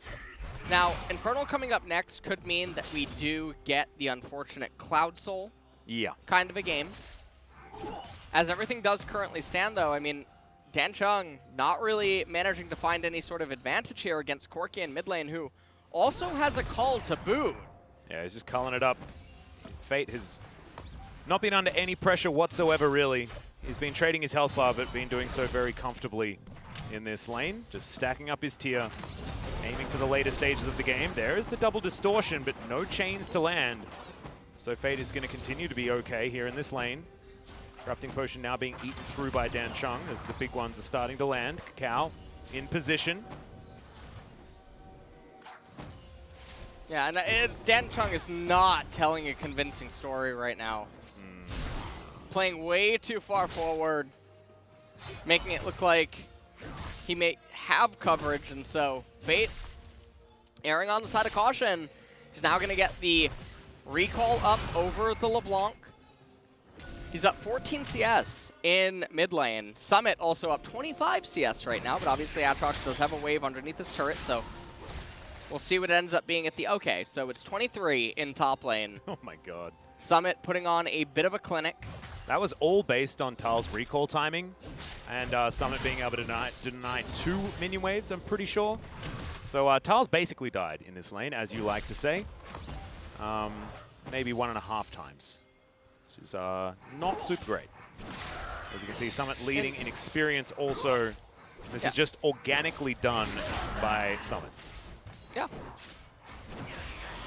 And this is going to be a really big problem because it just feels like the top laner and the mid laner for Sorrable is just outclassed in the series so far. Yeah. Given how everything has been transpiring. Misfortune also with some awkward recalls. Has Warhammer and Quick Cloak. Kalistar almost at Blade of the Ruin King. As Summit also going for that item himself. 2 minutes until Infernal. They do have the Rift Herald. They're probably going to want to utilize that. I'm assuming bot lane, at least will path down to bot and then utilize it there to try to get the Kalista ahead. I think the alternative option is to use it in mid to try to accelerate Corki. But I think the way that this would work right now is using it in bot should guarantee that Kalista has tier 2 boots and Blade of the Ruin King for the Infernal Dragon. Is it going to be Blade of the Ruin King, or is it going to be the Death's Dance for the Renekton? What do you think? I think it's going to be Bork. You reckon it's going to be Bork? Yeah. Certainly does work in the 1v1 very effectively. But the synergy, can't deny it with the new Death's Dance. Wouldn't mind either option. We'll see what Summit is going to tell us. He's still ahead by 25 CS. Ruthless Predator comes out, stuns up the Aatrox, who's having a, you know, as far as the 1v1 matchup and fighting one another is concerned, he's doing fine, but the CS tells a very different story. The Summit is moving ever closer to 30 in the lead. And you can see that Graves hasn't done anything. He's just been power farming the entire time. And the reason is because, again, your top laner sucks for Graves. He can't really gank reliably. Yep. And the mid laner is also a really problematic champion for Graves. And if you want to talk about just letting Graves power farm and counter gank, hold on. Yeah, Dan Chung looking for the kill, doesn't get it. The Ignite's still ticking down, but that's why you pop your potions, guys. Fade is going to be fine, but does have to use his flash in that instance. Trades it for the Ignite, definitely worth for Sorrable, especially in a 1v2. But still, 20 CS advantage in the mid lane, and Fate goes back and completes his mana immune. Yeah. And even Ruby. more health, yeah. And now the thing is that Dan Chung is going to be on a reset while Infernal Dragon's spawning. Elise is as well, but she's not pathing towards the right-hand side, rushing to top lane. I guess wanting to dive with Summit to kill Thal. Well, might be able to do that and then give all of the money from the turret plates over to the Renekton. Or he just spawns the Rift Herald here. But no, not deciding to do so. As we're running out as far as the Rift Herald timer is concerned, and Sorrable are going to be able to pick up a free Infernal Drake. So they're just giving over dragons like it's charity. Nova's here, but I don't know. So Shelly, we do have a man advantage as far as Fate. Cocoon lands, but Nova not going to be able to find too much more as now Tal. World Ender is popped. Shelly rams her head into the turret, and that's going to be a fair bit of damage down there as Fate turns up finally. Dan Chung distorting all the way forward, does get himself out, but they do lose their top laner, and now Nova underneath this turret and probably doesn't want to be. As now Sandbox are just wandering around, but low health bars, and they don't want to dive any further. As my God, Dan Chung, what was that? Summit just finds the Ruthless Predator button, but remember, guys, that is just a right-click on the champion. It's not a skill shot. And that was very dangerous. The Sungyun's going to go down very low, Root. Has the offering ult. a fair bit of damage. And it wasn't the cleanest coordination out of Sandbox, but they still got the job done. It did come at the cost of giving over Infernal. Yeah. So really not prioritizing dragons. And this is so perplexing because On Fleek used to be the guy that would just level 4 do dragon every game. Yeah. Historically. As Sandbox, they go for the dive here. Renekton with the slice and dice, locking up some of the turret aggro, but actually Gorilla ended up having it. Dan Chung comes in, goes for the combo, not the cleanest execution, gets exhausted during the distortion, and then take a look at Nova. He tries to anchor on, but if he did that, he was dead too. Yeah, and I don't know what Dan Chung was trying to do there. I mean, he distorts onto minions, just desperately looking to try and get a Q chains onto one of the low targets, I guess, but I don't see a world where that was ever going to work. A little bit of desperation coming out of the Sorrable mid laner. And now On Fleek is down here. Don't know whether the Blast Cone is available. It is not, so you can't repel over there. Now Root in this lane. Gorilla is going to appear for a moment. But On Fleek not feeling like he has a gank opportunity, is looking for a back and is going to go home. Completes that channel. Blade of the Ruin King done by Summit and Root, so it is in fact the Blade of the Ruin King. He completes that from a Vampiric Scepter. Summit is extraordinarily strong right now. As him and Fate both sitting at approximately 10 CS per minute. Exactly what you want. And I think 44 to 99. Oh god. this is actually a really good example game. We saw Sandbox play Lee Sin yesterday, and the lead didn't really do a whole lot. This is another game where actually, hold on, Summit. Yeah, Dan Chung's going to come in here as Summit does still have his Dominus available, but the chains aren't going to land. There's the Dominus popped. Is On Fleek looking for the Cocoon, but doesn't find it. Flash away from Cacao. That is just going to be a dead Crocodile there towards the top side of the map. New handbags for Sorrable. We'll see whether it's going to be enough to get them back into this game because there is a 4,000 gold lead regardless in favor of Sandbox, basically organically from this laning phase through CS and what have you. And let's take another look at it. So Summit clearing a control ward, does not anticipate Cacao and friends to all end up arriving. Tries to flash away, does dodge the chain. Second distortion though, gonna be quite good. Ignite did come out of the LeBlanc. Also got the flash on Graves. And the point I was trying to make is, yesterday when Sandbox played, they had the Lee Sin. The Lee didn't really do a whole lot. This is another example of... okay, I On just Fleek can't... decides to go back on a couple of wards and will just die. Charity. I'm not even gonna try to make the point anymore. I'm just I'm done. We can't get around to it. No. Elise just dying for no reason though. Yeah, on 2 wards, which is cool. Not sure what he was doing trying to back there. Very dangerous regardless. Never mind. 4 CS advantage here for Root on the bottom side of the map. Turret plates have fallen down though, so now that they get some spare time, not going to be able to really get too much, just going to weaken this turret for now. One has been taken by Sandbox already, top side of the map, remember, so there's a large reason why they do have a decent gold advantage. We're able to keep a lot of their plates intact throughout the early game. But now 26 seconds until the Ocean Drake. And not going to be a Cloud Soul this game. I was expecting it, tried to cast a curse, it didn't happen. And now this is going to be a Drake that Sandbox need to fight for. They do not want to give away Soul Point to Sorrowful, especially not when it's the Ocean Soul is on fleek. He's going to find a Cocoon. Bullet time comes down, looks to rip through the Elise. Fate's Call comes in as now we've got Root getting gigantic amounts of knockups. Great work by Gorilla there as Tal. Immediately exhausted. The Ren's going to be able to take down the Aatrox. The Ren set's now starting to continue as Fate picks up the kill onto Sungyun. And Sandbox will be able to get themselves the Drake and maybe even a kill onto Nova here as Fate still looking for it. Full mana available. As Sorrowful, all they can do is clear out this mid lane and try and get something done. Yeah, and they're going to summon the Rift Herald, try to make something happen like you were saying. Are they really going to try to do this? Does not seem so. Herald will crash in. Fate, meanwhile, getting all the minions down in bottom, also going to pick up the bot tier 1 turret. And so, at the end of this, let's just take a look at what happens here. Danchung goes in, misses the initial distortion damage, goes for the chains. Elise finally makes it up the well. 4-man ultimate. Man, Gorilla. Unbelievable. By Gorilla. And then Fate didn't get as much as he probably wanted on that Valkyrie, only was able to lock up Aatrox on the other side. They end up finally bringing down Songyun here for the first time this series. He goes forward trying to get Nova. At the end of the day, it is a 4,000 gold lead still in favor of Sandbox, but that was a fight that was taking place before major item completions. Trinity Force wasn't yet available on Corki. Black Cleaver was not yet purchased either on the Renekton. Not to mention Runon's Hurricane, not there yet for Root either, and he's going to be very strong when that comes in.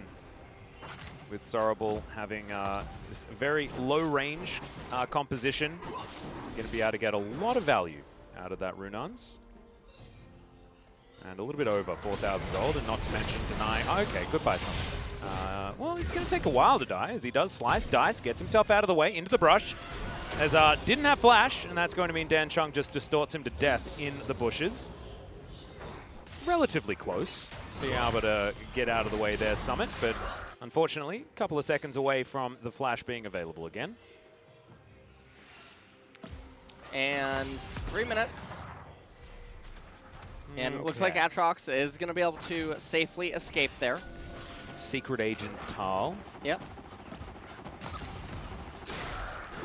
Black Cleaver almost complete. We're just going to play ping pong now here in the LCK. Oh, yeah. As we wait for core item completions to end up coming in. Corki gonna recall, already has the Miramana complete. I like the Sork Pen plus Oblivion Orb pickups by Elise. Unlikely to get... That's Fate. He's not tanky enough to deal with this, as Kakao in exactly the right place at the right time. Summit very late on his teleport, so wasn't able to turn up before the Corki was dead. And we've got some whoopsies firing left, right, and center here on Sandbox's side. And that has evened out the kill score for the moment. Sandbox going to have to tidy up their play, I think, just a little bit here, despite still having an advantage. And take a look at Summit. Danchung flashes forward. Ended up picking up the kill on Summit, and then the teleport happening up here. You can see they're on totally different pages. Fate TP is before Summit. Summit actually was moving, and then stopped, and then channeled teleport. So definitely some misalignment there, as Sorrowful does end up bringing the gold deficit to only 3,000. Yeah, but the item completions that you were talking about are starting to come in. The Oblivion Orb done for on-fleet, so he's going to be doing a lot of damage to a large proportion of the Sorrowful team members. Not a lot of magic resist has been completed thus far. Black Cleaver done for Summit, and I think Root is pretty close to his Runar's Hurricane as well. So this next fight around the next Ocean Drake will be one that Sandbox are going to be looking for most likely. See what Sorrable are going to be able to do about that one. As Root making his way back to lane. Having a look at the total gold, he's about 800 ahead of Sangyun, but I think the biggest lead is going to be in favor of Fate in mid lane. Danchong hasn't really been able to keep up with the Corki despite getting more kills. It's just a case of being 60 CS behind. And at this point, Sandbox just waiting on another Ocean Dragon. They have their second core item completions on all the champions. This is the best time to fight. If you're Sorrable, you give up the second Ocean. You know that it's not imperative. Yeah. Sandbox is still going to be 11 minutes or so away from an Ocean Soul capture. And so it's not super important. If they take this team fight without getting some sort of a miracle pick, it's probably going to result in a near ace in Sandbox's favor. And that's really scary when Baron's live and you have Elise, Corki, and Kalista able to do it so easily. I don't know what Sorrable's doing. Well, they're bullet timing nothing at the moment, and in goes Danchong. Does get an exhaust out for not too much, but that big one is going to answer quite a lot. Some low health bars now on Sorrable's side. His end of the line doesn't do anything there from Kakao. Sangyun, Kakao, and Tal are pretty big, but the package has been delivered to Nova. He's just going to be taken away from this team fight. And Sandbox are gifted a disengage if they would like one. Now, 5 versus 4. Should be able to start off this Ocean Drake. Tal actually dashing on in as there's the flash forward from Summit. He knows the target he's looking for, and it's Kakao. He just gets evaporated as now the Fate's Call comes in yet again from Gorilla. Jumps on top of Sangyun. The Ren damage is disgusting. And that is going to be the kill on to Root, but at what cost is the question. Gorilla gets the interruption. This is the champion player that we know and love, who's now fighting for his way back into the LCK and does so beautifully alongside the rest of his teammates, and that's going to be Fate soloing down this Ocean Drake as their prize. Sandbox seem to have reconnected after some oopsies. Yeah, now they have a 6,500 gold lead, and it's really lucky that they got the Kalista, because otherwise this could have been really bad. So once again, Atlas, we said 45 seconds ago, why do you feel compelled by a cosmic force or some act of God to contest this Ocean Dragon? And they don't have the answer for you. So they group up for it, they lose the Nautilus, and then still insist on trying to pursue it. Down core items, down levels, and they just get completely clapped. Yeah. That was a clown bop if I ever saw one. They did get the Kalista, so no sort of just letting the Ocean Drake live and running over to the Baron and trying to do that. But now they're down almost 6,000 gold at 24 minutes. And Corki, he got another core item. Yeah. His rapid fire cannon. He's extraordinarily strong. As that's a decent dredge line there from Nova. Gorilla going to flash out of the way though.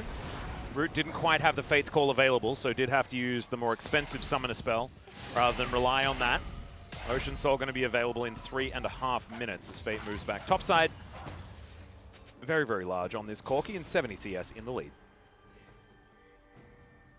He's, yeah, Danchong has not been able to lane against Fate almost at all this series, as maybe he'll be able to get a little bit of an answer here. Chains are going to land, good distortion, but On Fleek turns up in the nick of time. Danchong just not able to really operate in the way that he wants to on this LeBlanc this game. Null Magic Mantle also completed for Fate, so with this more Magic Pen style of build from Danchong, any Magic Resist is going to really hinder his damage potential. And it feels like this is just going to be a constant waiting game yet again until the next Ocean Drake comes up. Yeah. That'll be 3 for Sandbox. Lego Crocodile down here towards the bottom side of the map. Just laning up against Tal. Doesn't really need to do so much this game. He's even got a Warden's Mail who's built up. See whether that Randuin's is just going to be completed next to make sure that he can dive onto Sangyun and be absolutely fine. Kakao is strong. I mean, he's farmed a hell of a lot. He's almost Flame Horizoned on Fleek, 90 CS in the lead as far as the camp's concerned. He just hasn't really been able to do what he wants in these team fights. And has always just been a little bit too late and seems to be wandering over vision. See Summit down here. Going to be able to grab the cannon. Oh, no. How he missed that, I have absolutely no idea. That was a gimme. So was that a flash? That was a flash. All right. On Fleek really wanted to get that ward. Yeah. Sometimes He was really mad, yeah. Needs the Nimbus Cloak to get himself back into his jungle. And that's actually a big summoner spell to be down for this next Ocean Dragon fight. He won't have Flash Cocoon available or Flash to reposition in the event that he would get caught. Songyun does have red buff right now, 1.5 minutes. I would be very surprised to see a Baron flip. I mean, it's not much of a flip with Rend available, but Fatesfall's going to come in there looking to try and grab a pick onto Nova. Yeah, Songyun now trying to book it in here, but he's going to lose his support beforehand. No, Nova's going to survive for the moment. Flashes out from almost everyone. The big one lands onto Dan Chung, but Nova is going to survive. Titan's Wrath was there, so probably wasn't going to die from that rocket anyway, but now Sandbox thinks this is their time to go for the Baron. And they're going to try to do this. Now, Graves does have a 2-level advantage, but I don't think he's going to be able to get in here. And also, Kalista Ren. Yeah, just annihilated before Sorrable even really knew it was being taken down as On Fleek. Going to avoid the smoke screen for the moment. Dan Chung looks to try and get the burst damage. Repel is going to get them out of the way there as Fate dives on over. Oh, that auto attack, it's required and lands from Fate with the help of his rapid fire cannon, but he does throw himself into the death chamber afterwards. That is going to be a Baron missing in the jungle and mid lane for Sandbox, but they do walk away with the Baron in 3 lanes. They walk away with it in 3 lanes, and unfortunately, if Elise had Flash there, she would have lived. Yeah. She would have been able to get away, but unfortunately, Fat fingered it about 1.5 minutes prior. Corki does have teleport when he spawns, and he's 5 seconds. Oh no, Gorilla. Ooh, that was a little bit dicey. Yeah, they're trying to set up a pick. Now, Kallista's ultimate not available. You can see how cautious Sandbox is being as they venture into the right-hand side. Oh dear. 3 members of Sorrable sitting here as look at how there are sentries now, as Root has hit level 14. Cow dives on in. Summit figures it all out, though, as Nova does land the dredge line. Now Summit getting into the back line, has the Dominus and is activated. He stayed alive for so damn long as Gorilla just wandering around the back of this fight. Double kill instantly. I think that was just one pierce as Songyun gets Corki by Fate. And Tal's like, oh, get me the heck out of here. I want game number 3, boys. This one is done. This one is so over. I think that's the end of the game. They have the Baron buffed up minions. They have Ocean Drake, so Fate is going to also go up in HP, slowly but surely. Fate is gigantic this game. He's super big on this Corki. This is Poggy, actually. It is. That's what his name is this game. And I actually think that fat corgis are also really adorable, and that's precisely what he is this game, is Dan Chung trying to run away, but he's not going to be able to do so. These phosphorus bombs are hitting for about 1 billion damage, I think is the technical term, as there it goes. The 4 Sandbox flares and 1 lone Jin Air flare. As of course it was H-Dragon and Root trying to get back, representing Jin Air fame in this promotion tournament. Nova, of course, on the other side of the rift also doing so, but now it is match point for Sandbox, and Sorrable, unfortunately, just don't look to have turned up to today's best of 5. Sandbox are once again in pretty flying form after what was a very good day yesterday. The unfortunate thing is I don't think that this is sort of a damned if you do, damned if you don't situation. The Graves pick we saw it. The point I was trying to make is that Elise she's not very good. We saw it that game. She fell down 50 CS, and then the laners were lane kingdoming on their own in mid and in top. Elise didn't really get a whole lot of action by herself. She wasn't really a relevant factor. She was losing out to Graves at all points, but Graves couldn't gank top, couldn't gank mid, and it didn't matter about his own individual advantages because his laners were just losing on their own accord, and that shouldn't happen, but it is. Summit putting on a clinic in top lane, Fate doing such a good job against Dan Chung in mid. What does Kakao do in a situation like this? This is honestly a crab rave. Better laners win sort of a situation. Yeah, and I mean, I I think the mid lane would have been a potential gankable option, but unfortunately, Dan Chung just wasn't able to hit any of the early game chains at all. You saw Kakao actually there in position trying to wait for it, but you can't wait forever. This is the worst spot to be in as a professional jungler, and I think it's really almost unfair by spectators because a lot of people could look at this game and say, oh, Kakao's not doing anything.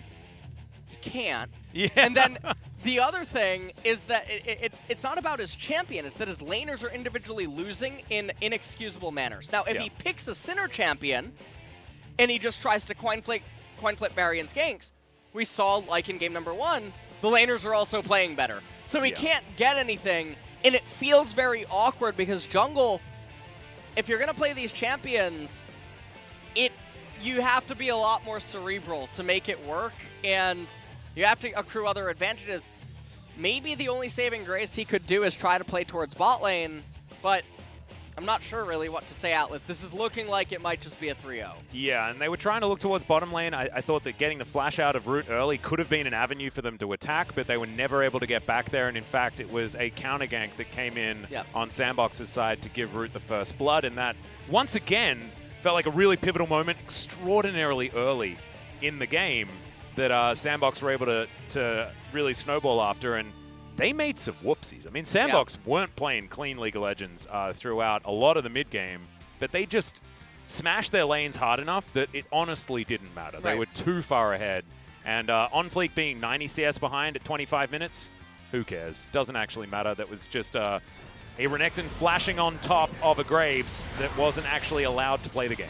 Cry about it in your confession, Atlas. All right, that's well, I'm heading straight to church after this. Got to get straight into Graves is going to have his cigar back after this game, I'll tell you what. Thankfully, he already does have that one back. As, this was that first dive. Tal fell down, and Dan Chung just continues to have a pretty disappointing tournament.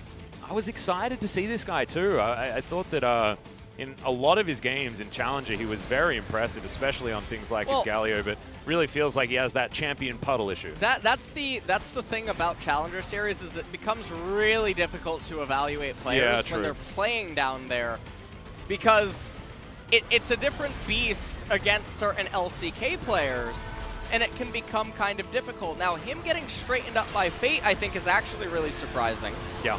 In mid lane, it's not something that I would have expected to unfold, but oh my God, Gorilla. It is happening, as this was just a stomp. And remember what this fight was. This was Sandbox up in levels, up in items, and for some reason, Sorabal posturing for it. Summit did make quite a few whoopsies this game. He did. The Toy Soldier Renekton. He got a flash out, though, at this point, so that was great.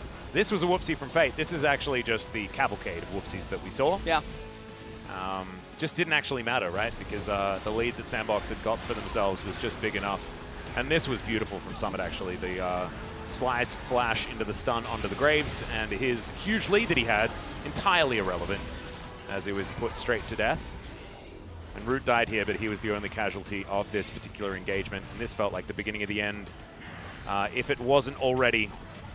I felt like Gorilla had a great game on the support Trundle as well. It's been a while since we've seen support Trundle. And Gorilla certainly demonstrating that it is still something that works out. Flex first pick is a great thing, but we haven't really been seeing so much of the flexibility of the Trundle. And that does give a lot more credit to the picker, as there was the Pierce double kill instantly from Root, as Fate does about 1.8k damage in the blink of an eye. Yeah, and there was Corki just lighting up Songyun right at the very end. This was the end of the game. Sounds like some pretty calm members of Sandbox as they move towards this inhibitor turret.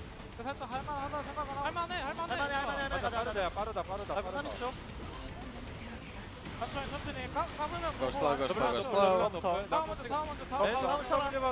Do tower first, do tower first. Yeah.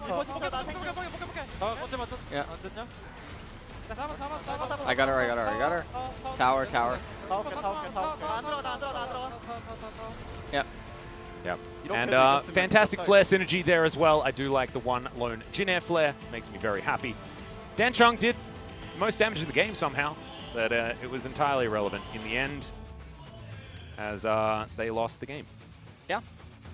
And now they are down 0-2, and this is for all the marbles. And I don't know, again, I don't know what you do as Kakao.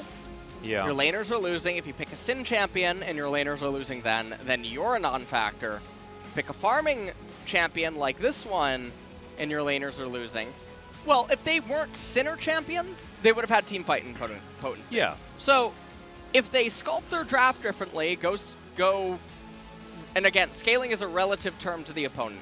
If they have a more scaling top laner, more scaling mid laner, they can lose early game, a couple thousand gold, have a scaling jungler, Yeah. and then try to win a team fight down 3K. It's totally fine. I mean, you don't really need to pick scaling against Sandbox either. They will Oh, sin. they They are will. guaranteed to sin. So pick anything that does anything in mid to late game and you are absolutely fine. We'll see whether they do after a short break for match point.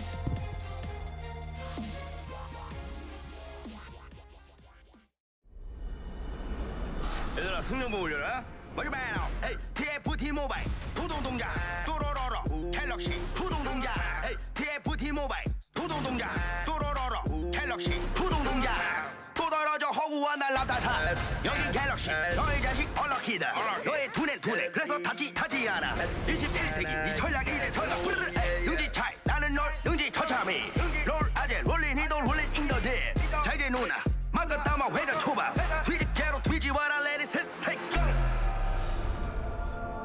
에이 TFT 모바일 부동 동작 또로로로 갤럭시 부동 동작 에이 TFT 모바일 부동 동작 또로로로 갤럭시 부동 동작 라이어가 멋이 부동 동작 에이 TFT 모바일 부동 동작 에이 온유월 소리 가득 찰로 동작 또로로로 갤럭시 부동 동작 하다 현타 부동 동작 TFT 갤럭시 부동 동작 유체 뉴 시너지 전설 등장 멋이 팬츠 우주 부동 동작 리그 오브 레전드 전략 게임 TFT 모바일 부동 동작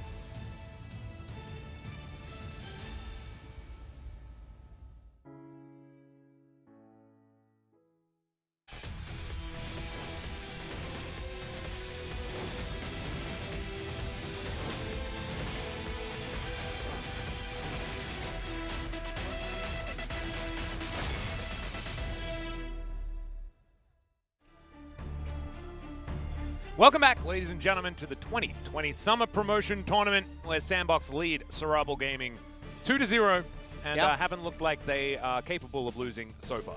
Yeah, and I mean, Sandbox, they've won in pretty decisive fashion in both of the games. It seems like SRB is in good spirits, which I'm always, I don't know your stance on this, it always strikes me as a little bit peculiar. Yeah. When such a high-stakes match, and I guess someone would argue that people can always respond in different ways, but not sure. Yeah. It doesn't seem like they're too bothered by the losses or anything. Getting a smile off Cacao face is actually quite difficult. This guy seems to be perpetually smiling. As you can see, Songyun also has some wry smiles on his lips as well. So we'll see whether they are going to be able to get themselves back into this series. I mean, reverse sweeps have happened, and it's going to take a fair bit to figure out how to get a victory here if you're SRB Gaming. But I think adding a little bit of scaling to the mix is going to be a decent idea. Yeah, I imagine that if they can actually get a much better team composition where Sandbox has to play into them, then things could be pretty good. In the sense that you have a scaling jungler, you have more of a scaling jungler, it should be how I phrase it, more of a scaling top laner, mid laner, etc. Songyun seems really stable down in bot lane. I don't think that he's going to be a liability. That could be the recipe for success for SRB. But now they're on blue side, and that just makes it that much harder to try to accomplish that mission. Yeah, and I also think that Sandbox are okay with banning exactly what they were banning before anyway, so I don't know whether it changes too much this time around. SRB banning away the Jace once again. And the set is going to be the first ban here. Of course, it was the final ban for Sandbox in their first couple of games. And there is the Graves ban, actually, so SRB not even wanting to deal with that particular pick. As Trundle taken off the board there. Sandbox reading the Graves ban as a attempted Trundle first pick. That is going to mean that one of the champions that Danchung can play is going to get through. Yeah. And at this point, SRB ban away Varus again. Ooh, that's interesting. Not wanting to actually pick that one up. Yeah. This is a Songyun champion. Just they must have a different plan in mind. They seem to really want to just keep prioritizing the misfortune, which is so surprising. This is looking like an Aphelios priority, though, with the Varus ban. Maybe Aphelios does get banned away here, though. Yeah, as true. Red side third ban. And it is going to come through. So, both Syndra and Galio are up. Two picks that Danchung has had okay performances on. This might be the game that they can turn it all around. 15 seconds now on the clock. Style thinking about that first pick. If it's misfortune, that's going to be crazy. Not going to be, as the Olaf is picked up there by Cacao. And yeah, he's laying back in his chair, feeling okay with this particular choice. Congratulations on Sandbox to staying in the LC. I'm not gonna go there yet, Atlas, but we're pretty close. As the Viking Olaf is selected B1. Yeah, there we go. I had to really struggle to get my vocal cords to agree. You got to get that priority to get that one out, yeah. Oh, here we go. Senna Aatrox priority. Senna Aatrox is now locked in for Sandbox. And I would imagine that they might even just try to fast it with the Tahm Kench, although there's many other picks that can go with Senna down in bot lane that are very good. I really like the Maokai that Beryl debuted. Yeah. That one's a really fun one. Oh my goodness, the amount of sin is just extraordinary. I'm going to need to tell production to get a priest. Wait for the Syndra. Wait for the Syndra. I think I saw a cathedral. There we go. There we go. All right. And Tahm Kench to follow it up. Oh, sure. Let's just do it. Just R3 Tom me. Slap it on me. Oh, yeah. Love to see it. There we go. Sandbox, they shouldn't be listening to the English broadcast. We're being sarcastic, guys. Oh, God. But send it to win it has been the aim of the game for Sandbox, and it's worked so far. So, so far, so good, I guess. Senna Tahm Kench there on the bottom side. Senna has had a pretty terrible tournament so far. I think Roots tried it once already and lost against Team Dynamics. We'll see whether this is going to be the time for her to succeed. So, as Thresh is taken away. it's already really hard. Senna and Tom is going to cause so many problems for the Renekton and the Olaf. Now, I don't think it's impossible for Sorabel to still win the draft, given that you could put the Syndra bot lane and then try to take another mage and play double mage into Senna and Tom. Alternatively, you could just pick a very powerful bot lane with the mage support against Tom, or even an enchanter, something to give you leverage. You know what, a champion pick that wouldn't be bad here is Soraka support against Senna and Tom, because then at least you're going to enable the walking corpse that is the Olaf in the later stages of the game. Well, Yuumi was banned away. That was the one that I was about to suggest as a potential option, but not going to be there anymore, as LeBlanc has been banned away from Fate. The problem is like, I like the idea of putting Syndra bot lane. I don't like the idea of Danchong on anything other than Syndra or Galio. So, the Galio isn't banned, and that means that it is available to be picked up here. But then, I don't know what Sorabel are going to do without an 80 carry in this composition, because already they're sinning to high heaven. As OnFleek thinking about the Jarvan and counter-picking for Fate in mid lane. Jarvan can be really problematic for some of the champions already on the side of Sorabel. Obviously, it does counter the Olaf in a vacuum, can lock him up inside of the Cataclysm, and also synergizes really well, again, with the Senna. All of these champions are clumping up. They're all going to be trying to protect each other, and this is going to be really hard. So, I would really, really like to see Ezreal Soraka by Sorabel on... Oh, okay. Or Kog'Maw Lulu. Oh, is it going to be? What a glorious time to be alive. Okay, so this is how we're doing it. It's meat shields for the Void Monster. Now, I really do like the Kog Lulu.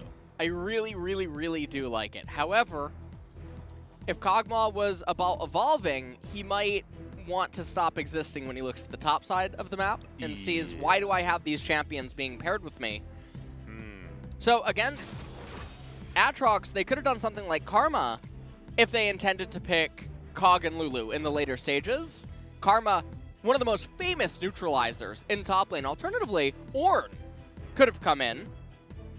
So this is another misaligned team composition out of Sorabel, where they have massive powerhouse scaling, and then they have two champions that don't really align with Kog'Maw whatsoever. Syndra, a little bit no theme. She's just sort of there.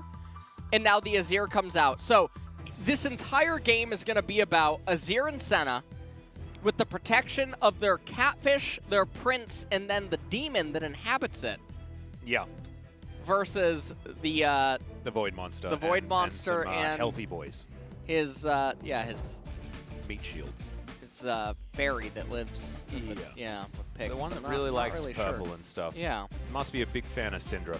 As I think the Lulu pick does help enable Cacao as the game moves forward, so the Olaf pick isn't as bad, but I think I agree with you. The Renekton does feel a little bit out of left field, but it feels like Sorabel need to stop Summit from being able to do anything in the early game, because if he gets too much of a lead, they're too scared of him snowballing out of control and winning the game by himself. So I think their game plan moving into this series was neutralize Summit and then do something else afterwards. And that's why you've seen so many of these very sinful choices on the top side that are trying to win very early. But just shows that Sandbox are able to play around their star top laner very effectively. And in games where it works pretty well. We'll see what Tal can do here in this game number 3. This is match point. If Sandbox win, they will keep their slot in the LCK. Really important matchup here for them. Fate with Teleport and Comet. Danchong running Healing Comet. So Fate can play an Econ War against Syndra and really just try to win out that way as Root. He does use the crab. Yep. And Piggy's coming out from Sangyun. Love it. Fantastic stuff. I think the crab's one of my favorites. Yeah. It's just so good. He's so worried. Thumbs up. Yep. Utilized there. I can hear it, even if it doesn't make a sound. Just brilliant. As we take a look at the runes, very surprising. Azir, who you know is going late game and is intending to, actually takes the Scorch over Gathering Storm. So, a bit peculiar there. Also, the Biscuit's taken as well.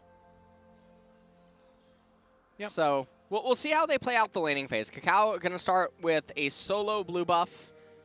And the initial dragons are very important for Sorabal to get as well. The thing I'm most worried about is Summit is probably the best Aatrox in the LCK, maybe even the world.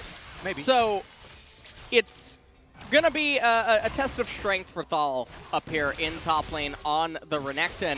And this is interesting too because this is Summit running back the matchup. He's doing the flip. Yep. Trying to see whether he can win both sides of it. So far, Tal's doing decently well with his Renekton top side as far as farm, as Dan Chung immediately having to flash out of the way of On Fleek's gank, who didn't even go for a flag drag flash or anything like that, and can feel free to come back to this lane whenever he sees fit. Root and Gorilla going to be very immovable here in this lane. The amount of sustain that they have down here is just disgusting. And Gorilla is going to be a much more powerful Tahm Kench this time around. Still bears the name Sir Thomas when he is with a fasting center. Certainly something that he's going to be capable of, as Root is going to land the snare. Sungyun taking a fair bit of damage there, but still W active, going to be able to trade back. There's Nova down here looking adorable. That can be said. No, the thing here is Olaf is power farming, and so the dynamics is sort of flipped here. Jarvan has to play low economy this game against the Olaf. Ooh, Caustic Spittle lands. And Sungyun and Nova just doing a really good job. So already, we're not even 5 minutes into this game, but if you look at all the lanes, everything is actually going really well for Sandbox. Didn't quite see what happened between Summit and Thal. I'm not sure how the top lane state is the way that it is. Now Sungyun and Nova, they could just stop poking the Tahm in the center, who are going to heal up anyway, and crash the wave and recall. And they would have gotten a perfect cheater recall off.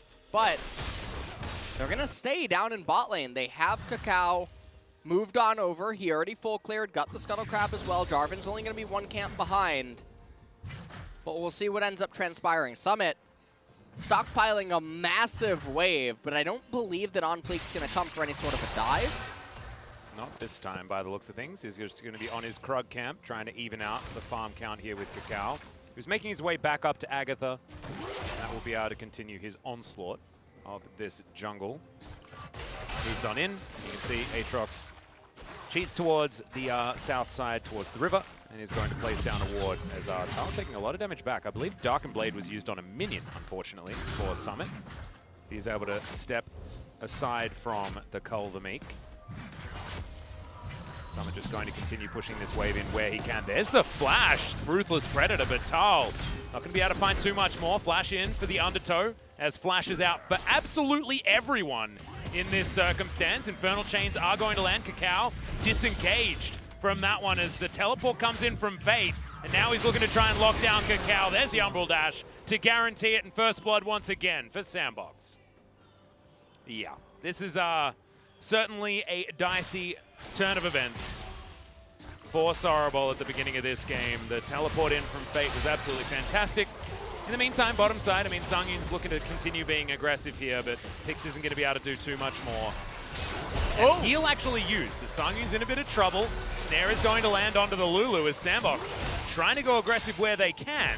That wasn't exactly a kill attempt, and it looks like they were just utilizing the heal to try and get some sustain. And the thing is they take a really hard trade. They trade one summoner spell for two, but remember, Gorilla has teleport.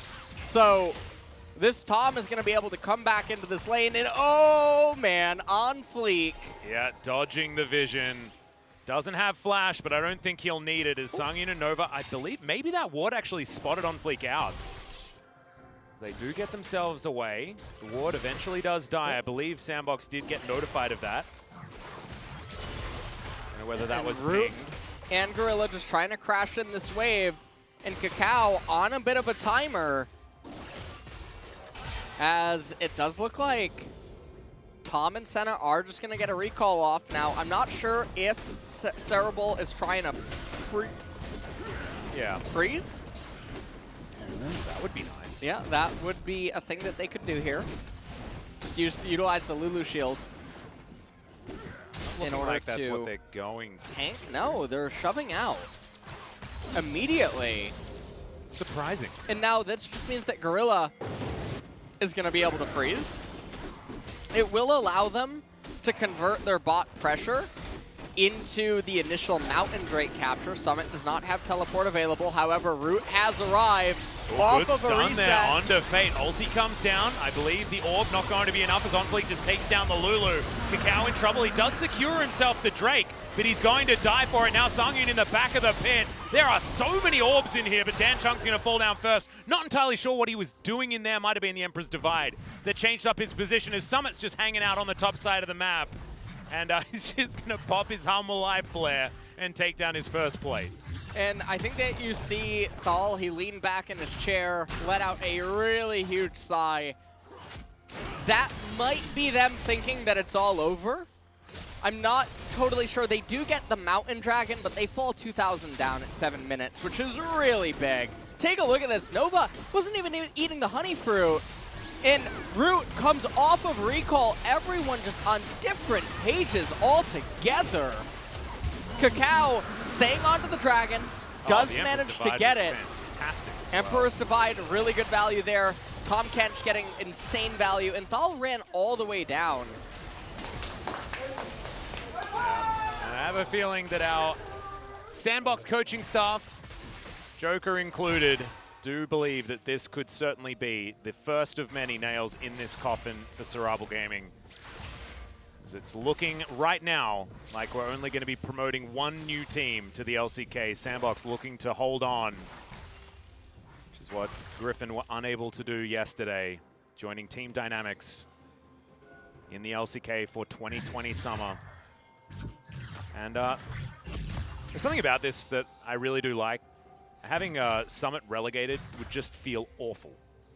I know that he hasn't had a great season, and I think that there are a lot of people that have been understandably critical of what we say about Summit quite a lot, with the fact that he was benched for a lot of this season. You know, he's not exactly that amazing player that we know him to be from previous seasons, but he's still that same guy, right? He still has that potential. And if they can get this team in order, and it's still going to be absolutely fantastic having him stay in the LCK. But they're not there yet. It's only 9 minutes into this game. They are going to be able to take down Shelly. They have a huge advantage, but it ain't over until it's over. See what Cerebral can do. And OnFleek does now have the Rift Herald. We'll see where he ends up placing it. Probably would be ideal in mid lane just to open that up, because Syndra's wave clear is pretty obnoxious. And once Kog'Maw and Lulu start coming online, things are going to get problematic there. Now, I do want to reiterate, it is Kog Lulu. So gold deficits sometimes don't matter if Kog'Maw just finds the sweet spot in a team fight to really go off and make fireworks happen. So it's not like it's impossible. Kakao, once again, just hanging out in this brush. This time around, though, OnFleek does have to get the hell out of there. Does go golden as Summit. Looks for the last knock-up. He'll get it as Kakao trying to run away. He doesn't actually have to, because he's in the death chamber. And the Azir is going to lock down that kill. Dan Chung's pulled back into the infernal chains. The Conquering Sands are not going to be able to find him. As here on the bottom side, another scuffle. Root finds the piercing darkness. Heal comes down. Good slow comes in. Flash forward from Gorilla. Should be able to get the Devour here onto Sangyun after that whimsy does wear off, but no, not able to. That timing was actually beautiful from Nova, but still they have to use a lot of summoner spells here towards the bottom side. Yeah, and right now Sangyun, he's going to be able to heal all the way back up, but Nova and him both have very low mana pools right now. They have to be really careful. Damn, Root is playing super aggressively right here. W is procced as Piercing Darkness comes down. Senna's a nice champ. Damn, Root has had, like, I don't know what he's been eating for breakfast over the last couple of days, but I want some, man. He is performing so well. I heard that he actually took 6 plane rides around Seoul in a Jin Air plane to prepare for this one. That's how you do it. He had to channel to reach to the darkest depths. in order to make this one work, as they're going to summon the Rift Herald, I assume, after getting the first 2 plates, because the Rift Herald crash deals true damage. Yeah, not sure whether they're going to be able to get the first 2 plates completely, because of course it does have a lot of resistances here, but eventually they will be able to take all of them down. Yep.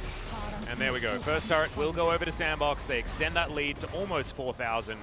103 is the center. 1, 1, and 4. 100% kill contribution on both sides of this rift for OnFleek. What a beast. Adaptive Helm. First item for Gorilla.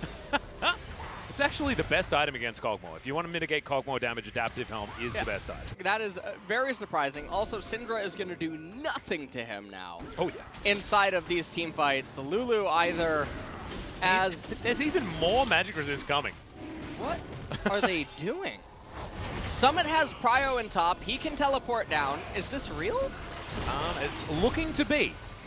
This is a thing that's happening in this game. Teleport comes through first from Tal, as Fate is going to get snared up, but he shifts some sands, gets himself out of the way. It's not going to be a 50-50 because OnFleek is all the way away from this one. Ragnarok. 2 dragons have been taken, another Ocean Soul. Oh. Now for They either might team, have found it. in they go. Emperor's Divide comes down, but the Azir is still going to die. OnFleek also going to fall. The Kog'Maw is popping off. Double kill already for Sangyun and Sorrable. Have they woken up in time? We'll have to find out as this game continues, but that is a lot of that gold lead that has been dissipated. Yeah. And Thal unable to find Root. And yeah, they're going to get some turret plates now here in mid lane as well. The gold advantage is only 1,500, and they also picked up the Infernal and Mountain and Ruled Ocean. So, Sorrable being bailed out big time. 아지르 볼 수 있고 아지르. 아지르 봐줘. 0-0-0-0. Really nice slice and dice and lock up by Thal. And this is that spot I was talking about where if Kog'Maw finds it, if he gets the angle, he can just wreak havoc in a team fight. And when he gets to 3 items, everyone's only going to live a handful of seconds in spots like that.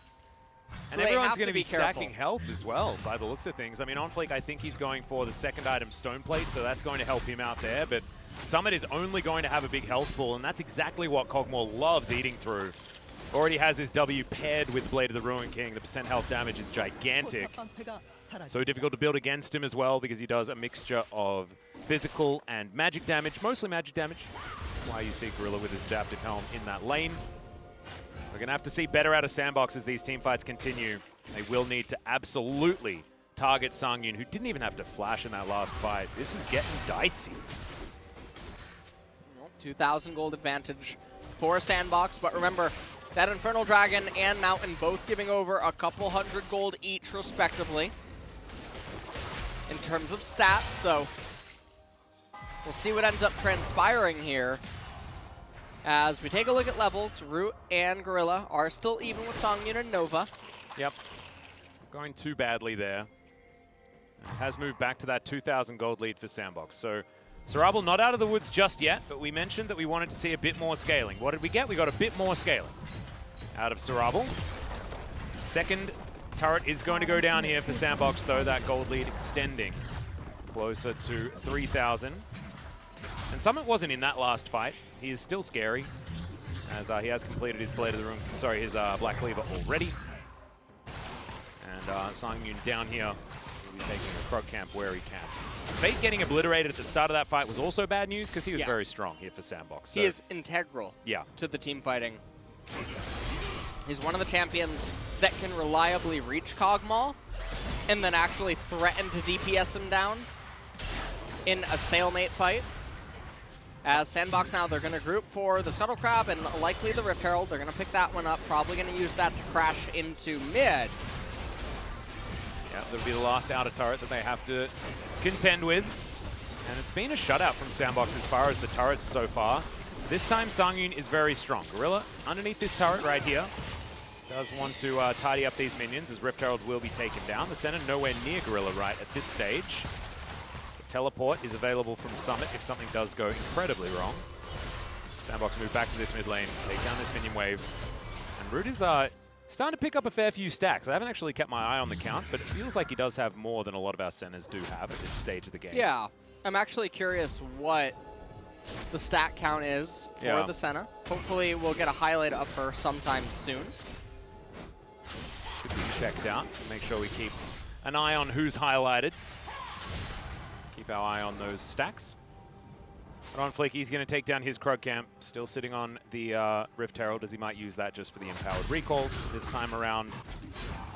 Looks like it's not going to be Gargoyle Stoneplate. Does have that Spectre's Cowl completed. And he's also going towards the Adaptive Helm, trying to mitigate the Cogmore damage, as well as the Syndra.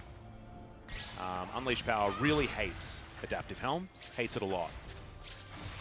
Absolutely not what you want, as that's a great stun on the Root. And Devour will deny the rest of the damage. And isn't it beautiful watching the Tahm Kench Senna? So good to have like a good play absolutely nullified by one ability. I love blue. You know, I love You it. actually do. This is your style. Yeah. That's why you were such an aficionado of the Thomas Kench. Well, Sangin going to get snared as Shirley's going to hop down in the mid lane. Now Nova, the only one underneath this turret is Dan Chung, thinking about a flanking play. Kakao's there, but once again he's standing on a ward. As Tal turns up, Summit has got up here as well. As Dominus has been popped, but that's a great knock-up from OnFleek as he's doing a drive-by here down the river. Flash out from Summit as there's the Piercing Darkness. Sangyun has been corralled, and Fate finds the Conquering Sands. OnFleek will get in there with a Cataclysm. Summit will survive. This is the team fight we knew that Sandbox were capable of. As Nova now running for the hills. Root does have a lot of movement speed. The Glitterlands will deny Root moving any further forward, and the first Drake goes to Sandbox for them. It's going to be that Ocean Drake, as now they'll take down this outer turret in the mid lane, and thought it might have been time for Serabal to fight back after their earlier teamfight win, but it looks like Sandbox have got things well and truly back in their favor. yeah, this is all really, really good at this point. Take a look at this team fight transpiring. Rift Herald crashes into mid. Olaf using the Ragnarok. He has the Warrior, so he's not as tanky, but he dishes out a lot more damage. Gets a lot of healing. Beautiful ultimate out of the center, but Sangyun left on an island to stand against Azir. And that's not the spot that he wants to be in. Summit did so much inside of this team fight. Shifting sands right at the end sends the Crocodile to his demise. And in the lore, doesn't Renekton and Azir, aren't they? No, it's Azir and Xerath. Yeah, Azir and Xerath is in the lore, it's but they're all Renekton in versus Nasus, right? Yeah, They're on yeah, the yeah. same region. They are. It's all the Shurima battles. So I guess Azir wanted to put Renekton back into his zoo. Yeah. That's, you know. Well, I guess he I escaped. always think of it as like Peter Pan. Okay. You know, like Gorilla, he's sort of like a pirates-themed champion, wanting to put the crocodile in the depths once again. Wonder whether Captain Hook is in his belly. It's always Captain Hook's idea to get rid of all of the ticking crocs. As it's a very punk rock skin that Tal has going on there. There's Kakao moving down towards this bottom side, but I just don't know what more Serabal can do unless they're able to just jump on the Sangyun train. Rageblade going to be the next item here for the Cogmore. Yeah. And Cog is still a couple of minutes away from really getting scary. Getting to the Guinsus and then moving towards his third item, that's when he's going to really start to become a bit of a problem. But the itemization on the side of Sandbox is fantastic. Yeah, double adaptive helm. Yep. Lulu does almost have Ardent Sensor. That's another big spike. Yep. If Rageblade, Ardent Sensor come in at the same time, then Cogmore does immediately get very strong. But is it going to be strong enough? Because now Gorilla has Knight's Vow adaptive helm and the Merc Treads. Yeah. We got two items on the Azir. Like, oh, I don't know, LS. The thing is that Azir and Senna outrange Cogmore. And so because of that, the onus isn't on Sandbox to go in, it's on Serabal to go in. And when you do that, you grant Jarvan and Aatrox the scaling relative to the Renekton and the Olaf. If the roles were reversed, Renekton and Olaf would maybe have a little bit more value. Just kidding, Olaf never has value. So the real problem is, can somehow Sangyun find a way to get a miracle engagement? And you also notice that Syndra, she's off theme in the team composition, and now she's neutered because of the way that Sandbox are itemizing. She can't do anything except try to delete Azir. Yeah, and also, Dan Chung feels threatened so much by the engage coming out from Fate, especially the fact that if he gets Emperor's Divided, it's just not a great time for Syndra. Is being in close range to the Burly boys on Sandbox's side is definitely bad news bears. And so gonna have to forego any of that magic penetration or anything like that. Can't go for next item Void Staff. Rageblade is now done for Sangyun. 1.5 minutes on the Ocean Drake as now Fate and On-Fleek have just started off a two-man Baron.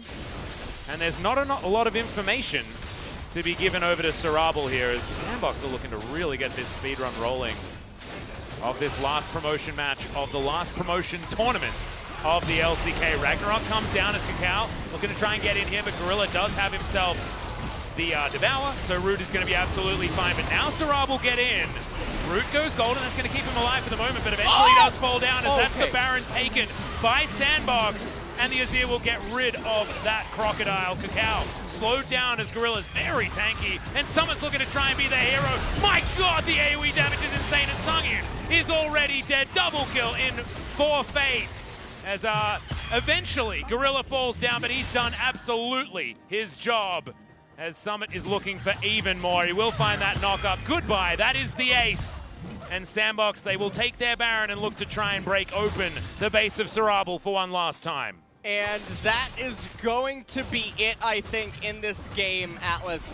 I screamed because I saw the Syndra purple end up coming up, and I thought it was the Baron stolen.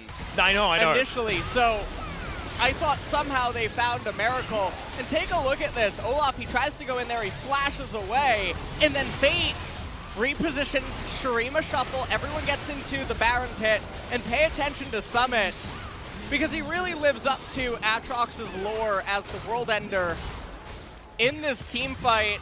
Oh as, my god. Yeah, he's sending him back to Challenger Series with these cues as he eventually goes on to Nova, dogs him down. Dan Chung done is what happened that team fight. That's pretty much it. As I mean, it's a 9,000 gold lead. I don't think they can do it. There's no way. Cog is going to be able to find a way at this point to do anything. I think Senna and Azir are going to be way too protected by the champions on Sandbox. Olaf, not a champion. It's a 4 versus 6, basically. It is absolutely terrifying if you're a Sarabal fan. But it is fantastic news for Sandbox. It is just amazing to see Fate playing this well, because we hadn't seen this from him in the regular season, and this must be what he's been capable of in scrims, right? That's what this is leading me to believe. Like, they've always wanted to play him, but only now has he been unlocked and been able to show us exactly what he's capable of. Because remember, very new player is Fate. The only reason that he's been picked up is because Sandbox saw potential in him. And now, waiting in the wings, looking for Dan Chung. No heal up for the Syndra, but thankfully does have his flash, as Root's going to have to flash himself. Ragnarok being popped, but too slow, and he's going to be put in the Cataclysm. My god, the damage as Kakao is able to take down the Jarvan, but it's a 1-for-1 trade of junglers, as now Tal makes his way back underneath his inhibitor turret. Every Baron that you remove is important, but Sangyun is chasing after Summit here. Does he have enough dashes? The answer is yes. The Sandbox now move to this bottom inhibitor turret. This war of attrition still seems to be winning on the side of Sandbox. So, right now, another problem isn't just the gold advantage that Sarabal has to overcome, it's also the level disparity. 2 levels in mid, 80 carries are even, support is 2 level gap, 2 levels in top lane, and I believe a level or 2 in the, or 1 level. Yeah, 1 level in jungle. So, but also, really Kakao may not actually get past level 12 this game because he's not allowed into his own jungle. That's just not going to be a thing. Sandbox have shut down Sarabal's side of the map. No turrets have been taken by this squad whatsoever. Sandbox have been putting on a clinic when it comes to macro and map control, at least thus far. Root having to flash here is certainly bad news, as you can see exactly what's on the mind of Kakao. And Sangyun does do a lot of damage. Like you saw, the Jarvan couldn't do anything. Yeah. The Kog'Maw is the only hope, but I just think it's so unrealistic to find a dream spot where he's going to be able to end. Yeah. Now, fortunately for them, Kog actually does clear waves pretty quickly. Even though he is still currently single target, Syndra can obviously throw the super minions to the side. Or cannon minions, what have you. Yeah. So they're able to hang on for a little bit longer. The next Baron, however, converts into a third Ocean Drake capture. 12,000 gold lead for Sandbox at 26 minutes. All of these games have been stomps. Absolute stomps. This is the only game where we can see any sort of out for Sarabal. Yeah, yeah. Absolutely, positively, as Garvin gonna go forward. Yep, bit of a face check there as OnFleek is going to take a fair bit of damage. Hog. Root's trying to keep him alive as Flag and Drag will get OnFleek to relative safety. So no harm, no foul, makes it out. I do want to alert you to a pretty cool hat being purchased by Fate on his 9-1-3 Azir. Also has a stopwatch that hasn't been used just yet. Summit has a Guardian Angel. I've been looking at the Senna and the damage that she's been able to do in comparison to Sangyun, but I think the Aatrox and the Azir are the ones that we really need to look at. They are going to be a big problem for Sarabal. Well, at this point, Sandbox is just waiting, it seems, for the next Baron. They're going to take it safe and end up doing that. I'm a little surprised that Azir doesn't just pick up Banshee's Veil components to remove any chance that he could just get locked up by a Syndra stun. Yeah, true. But he does have the Hourglass, or the Stopwatch. So it looks like he wants to go into Zanya's. Renekton and Olaf both just sitting at 2 items apiece. Probably not going to have anything more meaningful come in. Looks like they're trying to give solo XP over to Sangyun, who seems to be building into Wit's End as his next item. Yep, it's going to help him be a little bit more durable against Fate, I guess. Summit is still going to rip through him. Not to mention Root on the center. Drake going to be taken there by OnFleek. That is going to be Soul Point as Sandbox pick up 3 Oceans in a row. There's a lot of healing that they're going to have, but Ocean Soul is the biggest deal. That being said, I mean, now they can go for skirmishes and then just stand around for a little while, and even with 3 Ocean Drakes, that is still so much passive healing. Yeah. See how Sandbox are going to play this one out. So far, a massive amount of control as far as vision. They have the control ward in the Baron Pit as well. Sarabal, again, 11,000 gold behind.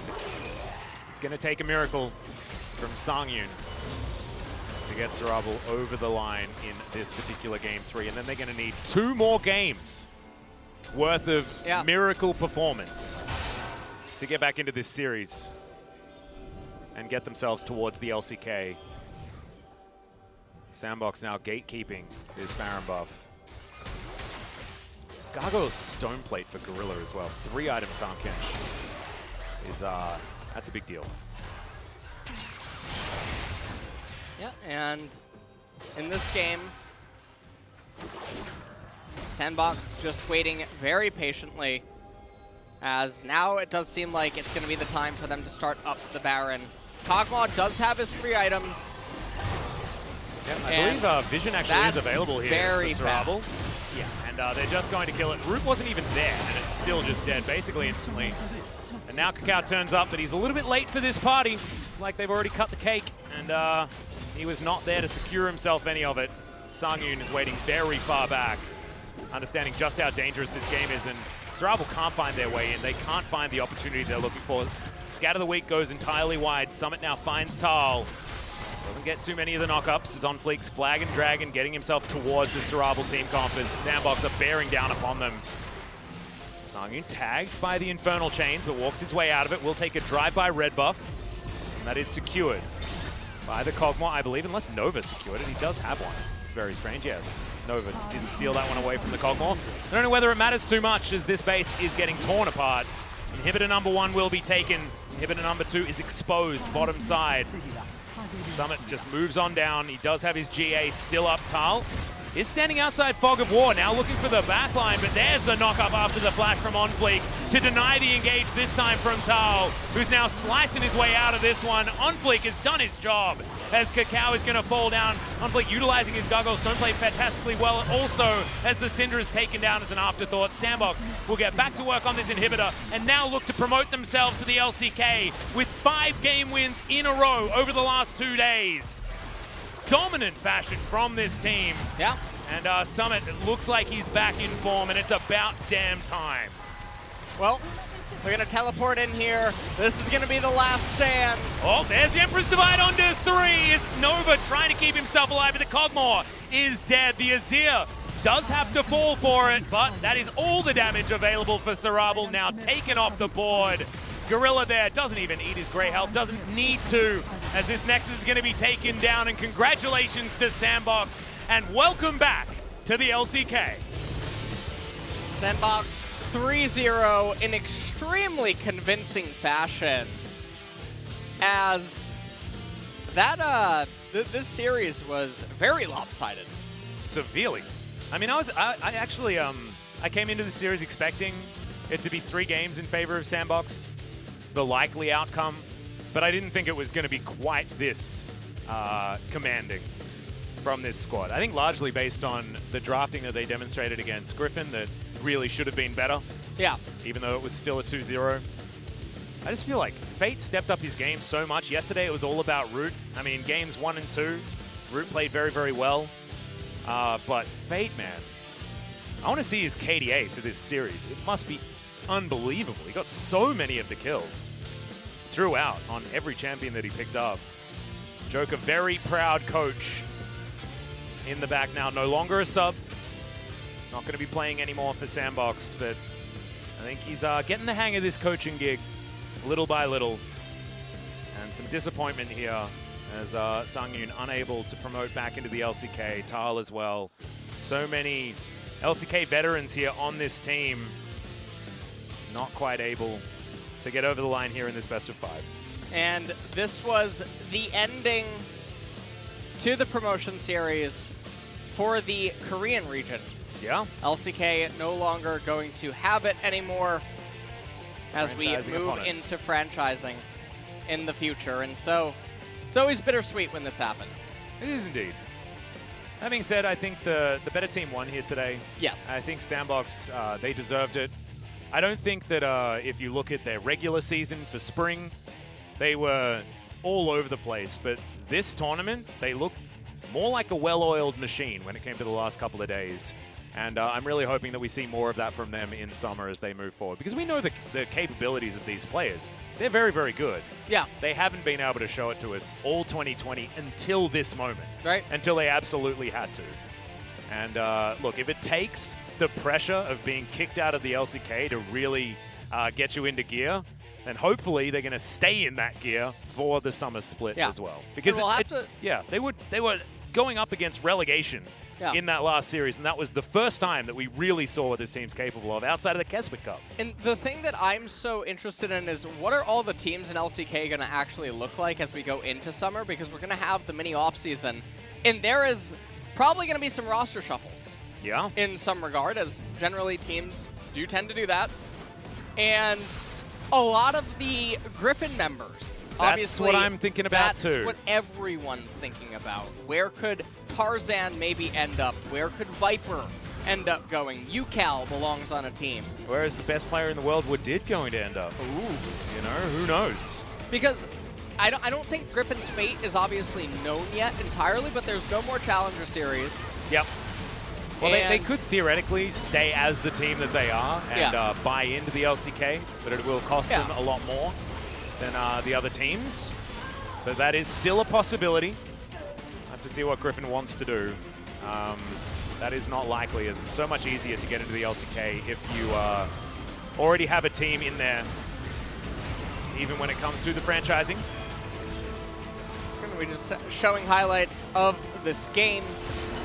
And I'm really happy, Atlas. Me too. I think that the better team certainly won from this tournament. I think sometimes we have promotion tournaments where, like with Jin Air, it was very sad watching them be demoted out of the LCK. They have been a mainstay And we still talk about them to this day at least once a week or twice a week Yeah. on our broadcast because they are so quintessential to the LCK.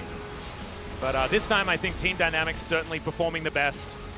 And Sandbox over the last 2 days have looked much better than the other competition. I think we definitely have the two better teams here in the LCK. It was very sad to see Griffin go, but they were a shadow of their former selves in 2020.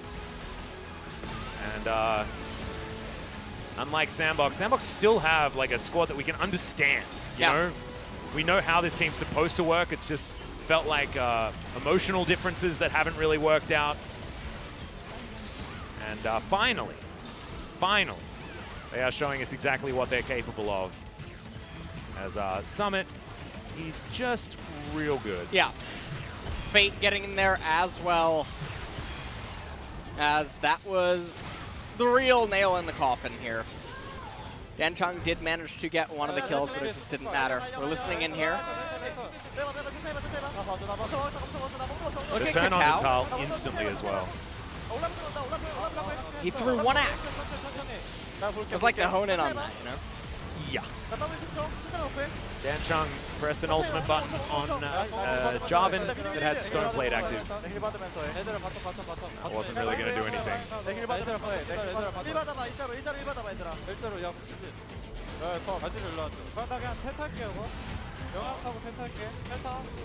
Looking for a penta.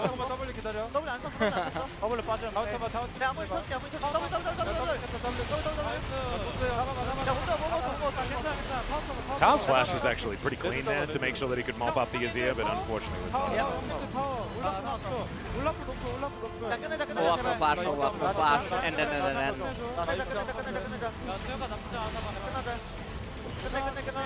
Olaf not even moving, actually. I just noticed that.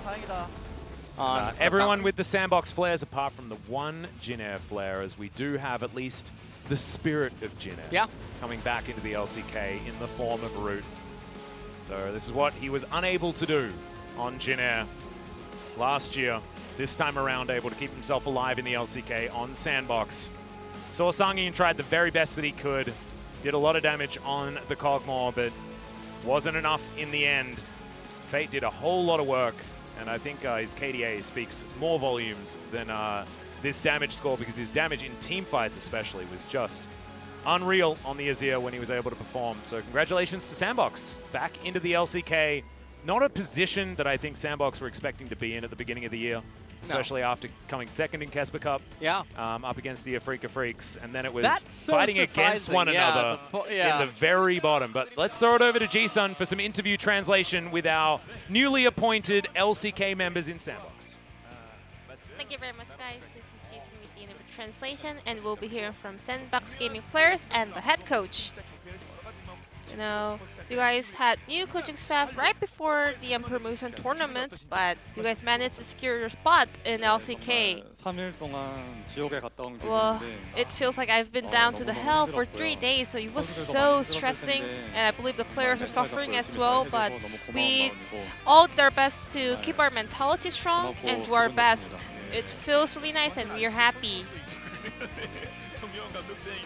Still, Fantasy reminds me of the StarCraft champion, but now he rose up as a head coach for Sandbox Gaming.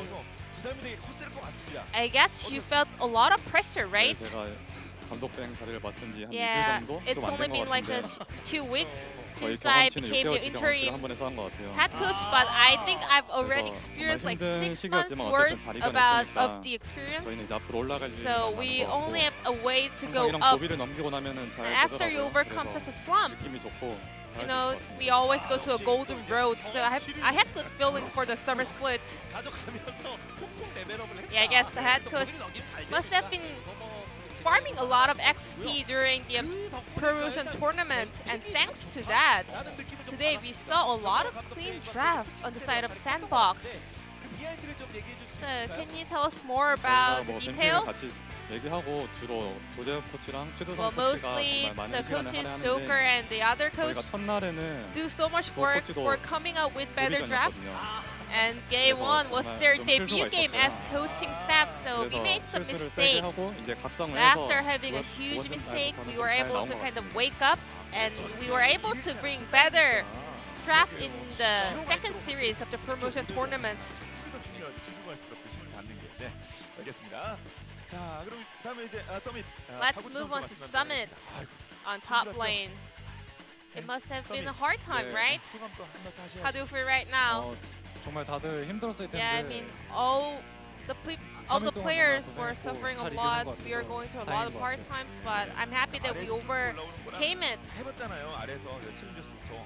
I mean, you also experienced coming to the LCK from Challengers Korea, right? But now you were on the other side of the story, falling down from LCK. I guess you felt a lot of pressure. So which one is better? Like securing your spot in LCK or taking away from the LCK team to the Challengers Korea team? 올라오고 나서 합류했는데 일단. Well, I actually joined after Sandbox joined the LCK, so I didn't really try it. But it was really hard to play at the tournament, but the preparation was the real struggle. 여기저기서 지금 아트록스 막 서로 지금 뽐내기 하고 있거든요. And like this tournament was all about the flexing on the Aatrox pilot. 의미가 있을까요? 아트록스는 그냥 무난한 챔피언이라고 Aatrox is some like okay champ. 코치님이 너가 아트록스를 하면은 So our coach actually told me like 카운터 칠게 없다. if you play Aatrox, there's no counter champion for the opponent top laners to pull off. 그러니까 서비스 본인이 어떤 면이 그런 너가 하면 So why is your Aatrox so special? 다른 선수가 없는 장점이 뭐예요? 네? 다른 선수가 없는 장점이 뭘까요? So what's how different is your Aatrox compared to others? 나만의 장점? 네. 이게 뭐가 있을까요? My own strength 일단 좀 on 아트록스는 Aatrox? 무난하게 I mean, 하면서 한타 때 딜을 If you 잘 have 잡는데 a smooth sailing game on Aatrox, you have to do well in the team fight, and I think I'm really good at it. 그 라인더 센 선수들이 그런 얘기를 좀 And a lot of players with strong lane phase say that Aatrox versus Jace. Whenever I play Aatrox or whenever I play Jace, I just win. And I guess Summit is in the same role in Sandbox. And this time around, there was Reach, Utara, Sword, a lot of strong top laners in this tournament. So how was your kind of competition up against those top laners? 평균적으로 다들 잘하신 것 같아요. On average, I think they were all good. 간절함이 많은 자리라서 Because every player in this match tournament is so desperate, so everyone was doing a great job. 역시 네가 들었으면 그런 의미인 것 같습니다. 나는 살아남았다. 네, 그게 제일 And 중요하죠. Summit was the 인정받는 one 오피셜로. surviving in this 사람이 tournament. 김장경 선수 말씀 나눠보도록. So let's move on to Onfleek. 전그 어제 이신부터 깜짝 놀랐습니다. Well, the Lee Sin pick was a big surprise yesterday, but first, how do you feel staying in LCK? 일단 승강전에 갔다는 것 자체가 정말 Well, 곤욕을 치렀었는데 이제 I mean, 승강전 it was a really hard 준비하면서 time 그동안 playing in 저희가 부족했던 것도 좀 promotion tournament, 많이 but 보완할 수 during the 있는 반등의 preparation for this 시기가 될 수 tournament, 있었을 we 것 were having a 같아요. time 앞으로 that we can kind of 서머 work on 잘 our 준비할 수 있을 것 같아요. weaknesses. So I think we can prepare the summer split good as well. 집에서 볼 때 깜짝 놀랐거든요. 리신 막 So I want to bring up the Lee Sin pick from yesterday. Even though it was not the LCK game, you still did a lot of works on the champion. 자신감 때문이었나요? 리신 Was that your confidence or something from the 그때 coaching staff? 일단 라인전 At that point, 주도권이 상대적으로 좀 Well, 많이 the 있는 opponents 상황이어서 had a lot of laning 정글에서 좀 priority, so 센 픽이 좀 we need a 필요한 strong pick in the 상황이었는데 jungle. 마땅한 게 And 리신 정도여서 there weren't many 그랬던 것 cards 같아요. open to do that role, so I had to pick Lee Sin. 데이터 사항의 어려움은 Did you feel any pressure 솔직히 about its record? 아무래도 데이터가 보여주듯이 I 그렇게 mean, 좋은 as the 챔피언은 stats 저도 shows, 아니라고는 생각하고 I also 있었는데 think that it's not a good champion, 그냥 but 그 상황에서 in that 할 만한 situation, in 픽 that given 중에 situation, 그거밖에 보이지 that 않았던 was 것 the only viable champ. 그럼 이어서 예. 일단 서라벌 게이밍의 에이스로 지목을 많이 So, 받았던 선수가 a lot of people 카카오거든요. named Kakao as the ace player is horrible. 어땠는지 맞상대 So, 해보니까 느낌이 how 어땠는지 did you rate him 궁금합니다. in that team and also as an 사실 opponent? 정글은 아무래도 Well, 라인업 발이다 보니까 jungler, 오늘 they're all about 저희 the 팀 라이너가 laners. 더 잘해줘서 And today, 좀 our 편했던 것 laners were playing better, so I was able to win. 또 불변의 진리이기도 하고요. Well, that's a very humble answer from side of Onflick. 알겠습니다. 그리고 다음 이제 페이트 유수혁 Then 선수한테 let's move 말씀 on to 나눠보겠습니다. Fate. 경험치 엄청 먹은 것 같습니다. They 일단 소감 as 부탁드릴게요. well farmed a lot of XP 일단 in this tournament. 승강전이 좀 되게 힘들긴 했는데 Yeah, this 잘 마치게 돼서 promotion was 기분이 really 좋은 것 stressful, 네. but having this good results, well, it feels 치러서 really nice. 압박감은 좀 엄청 났을 것 같습니다. 근데 Yeah, I 계속 mean, 잘해주고 I 있거든요. bet you 어제 felt 오늘 a lot of pressure, but you were 압박감 pulling 크지 off really 않았어요? great plays. 좀 그런 Well, 쪽으로 의식할 수 있긴 I 했는데 또 그렇게 Can kind of 깊게 pay 생각 안 attention 하고 to all the pressures 단순하게 around 한 me, 경기 but I 좋은 wanted to 결과 think 나올 수 simply. 있도록 I just 준비를 focused 열심히 on one 했으니까 game at a 그에 time, 따른 and 좋은 like we 결과가 prepared 나올 really 거라고 hard, so 믿고 we believe that we're 부담을 gonna get 덜고 한 good 것 results. 같아요. So we were able to kind of relieve the stress. 뭐 잘하면 패블랑 저희도 그러고 패 많이 붙이는데 So because 뭐 your 트렌드 어떻습니까? 괜찮죠? Summoner's idea is 생각하십니까? fate, we also kind of 일단 compare 페이커 to your 선수가 performance 워낙 as that of 잘하시니까 Faker, like 그런 especially when you're 식으로 playing 우리가 LeBlanc. 봤을 때 기분이 되게 좋긴 한데 I mean, I kind of like it because 또 he's 다르게 really good at LeBlanc, 생각해보면은 but 또 at the 그 same time, on the 위치도 different 좀 point 더 of 열심히 view, 해야 될것 I 같다라는 think I have 생각도 to 들어요. kind of 패블랑 work 크지 harder 않을까요? to kind of deserve that kind of nickname. 네, 좋은 말씀. 네, 항상 좋은 모습 보여주는 네, 저희가 또 좋은 의미로 붙이도록 That was 하겠습니다. a very nice 그리고 words 페이트 coming out 선수 from the rookie player. 분명히 압박감이 큰 무대였을 And 거라는 Fate, 생각이 even 드는데 though 그걸 this 잘 was a 극복하는 very 좋은 모습을 보여주셨고 hard 저는 competition 아직도 and also 샌드박스의 기존 미드라이너 하면 tournament of a 노부 big 선수가 pressure. 먼저 떠오르는 거 맞아요. You did a 그렇죠. really 노부 great 선수도 job, but 페이트 선수와 first 같이 when we 합심해서 talk about Sandbox, 시간을 살아남기 a lot of 위해서 people 여러 가지 actually 노력을 했을 think 것 of 같은데 Dove on the 어떤 mid 과정에서 lane. 좀 So 여쭤봐도 될까요? I wanna hear more details about the 일단 lineups. 서로 좀 되게 네. 친하게 지내면서 I mean, we are 여러 really 정보를 close with each 공유를 많이 other, so 해가지고 we kind of 그러면서 좀 도움이 많이 된 것 helped each 같아요. other with sharing a lot of information together. 그러게. Can you be more specific? What kind of information? 노부 선수가 경기를 진짜 많이 I 했거든요. mean, Dove has been playing a lot of games. 뭔가 좀 챔피언 관한 About 그런 the 거는 champions. 비밀이고 But it's a secret, you know. 도움을 받았어요. So in a lot of ways, we shared a lot of information together. 한달 많이 남았는데. 알겠습니다. 좋은 모습 보여주셔서 감사드리고요. 자, 네 번째로 루트 문검 선수 And the 말씀 나누도록 fourth 하겠습니다. player, 잔류 축하드리고요. standing. 네, 잔류하셨습니다. let's 또 hear 큰 from 역할 Root, 하셨고, 어제 뭐 the 기가 AD 막혔는데 carry up 한 말씀 Sandbox 부탁드릴게요. Gaming. Congratulations!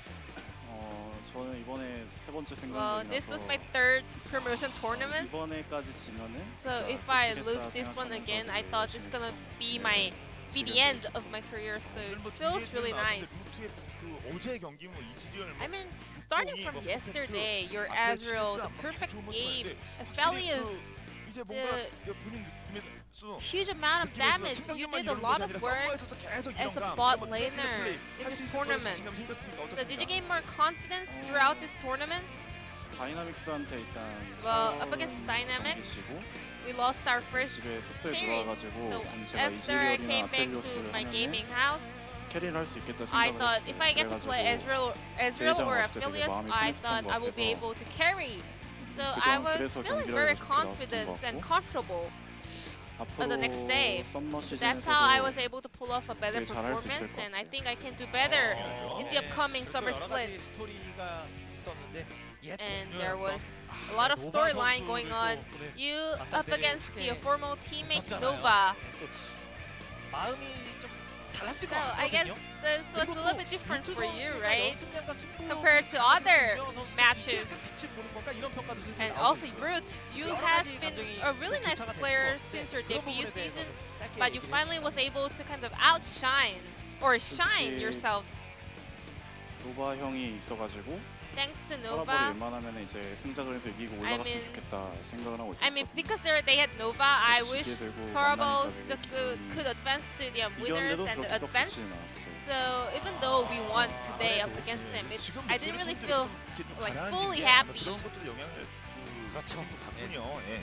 승리는 기쁘나 팀적으로는 Yeah, I 예쁜 guess 영향이 날 this 때. was 알겠습니다. a little bit of 좋은 모습 bittersweet 보여주셨고요. moment 자, 그리고 for Root and his Gorilla. old friend. 서로 Let's 또 뭐 move 지금 on 못 to 들어가겠습니다. Gorilla, 지금 the 지금 support 드는 of Sandbox. 느낌이 어떠신지 한번 How do you feel right now, Gorilla?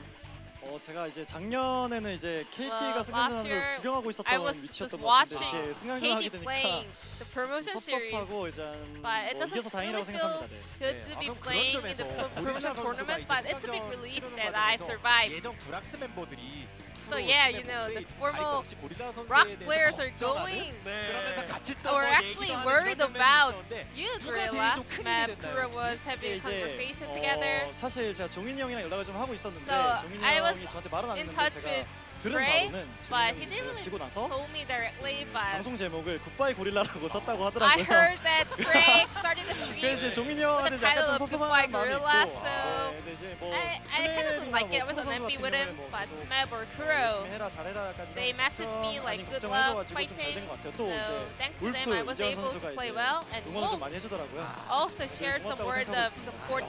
I want to also say thank you to Wolf.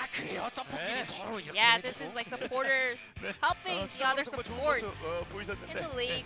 끝으로 이제 썸머 So, 있지 않습니까? to wrap 썸머에서 up, 어떤 모습을 보여주는지 주장으로 How are you 바꿔봤습니다. guys gonna prepare for the summer split? 네. 네. 제가 작년부터 이제 나이가 어느 정도 Since 있는지라 last year, I 매년이 mean, 이제 마지막이라는 I've 생각으로 이제 become kind of the old 불태우려고 하고 members in the 있는데 league. 이번에 승강전을 가게 되면서 나만의 약간 개인적인 So, 욕심인가라는 생각이 좀 들었는데 I thought 이번에 이제 that 서머라는 기회를 다시 얻게 extending 됐으니까 my career 그런 마음 좀 could be my 접어두고 own 서머 열심히 thought, 팀원들이랑 but 이제 코치진이랑 by 다 winning 열심히 this 준비해서 tournament, 또 I 좋은 wanna once 모습으로 다시 again come back 돌아오도록 stronger 하겠습니다. as a 응원 whole team with 감사합니다. my teammates and coaching staff. Thank you for all your support. 그리고 뭐 정명훈 감독도 이제 마지막으로 And 다음 이제 감독 대행에서 Fantasy, 도전 모습 보여야 될 텐데 the head coach of 얼마 Sandbox, 남지 않았습니다. 뭐 한 달 반 정도인데 준비하는 you 것도 have a lot of 빠듯할 것 같거든요. time to prepare. Actually, 1.5 months. 각오 말씀 역시. Any message for the fans? 네, 저희 팬분들 이번 스프링 기간에 정말 Yeah, 고생 많으셨을 so 것 같아요.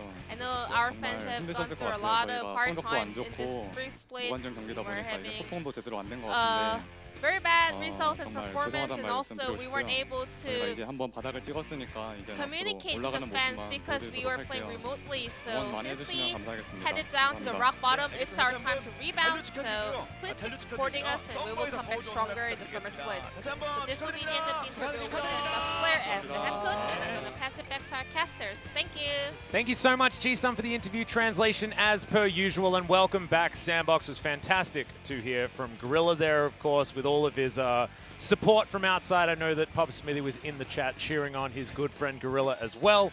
So congratulations to all of Sandbox for making it back in. I think a time where Root and Summit are not in the LCK, and they could have been replaced with some other players that wouldn't necessarily live up to their skill level. I think that would have been a very difficult timeline to deal with. So very impressed by the efficiency that Sandbox showed in their last two series, not actually dropping a game in the last two, and pretty swiftly making their way back into the LCK. So congratulations to them.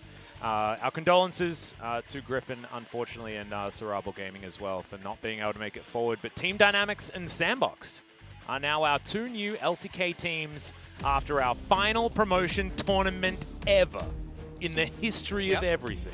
And there it is. Dynamics advanced with 2 best-of-3 victories. They clean swept. Yeah, they their way clean through. swept. And Sandbox only lost to Dynamic. Yeah.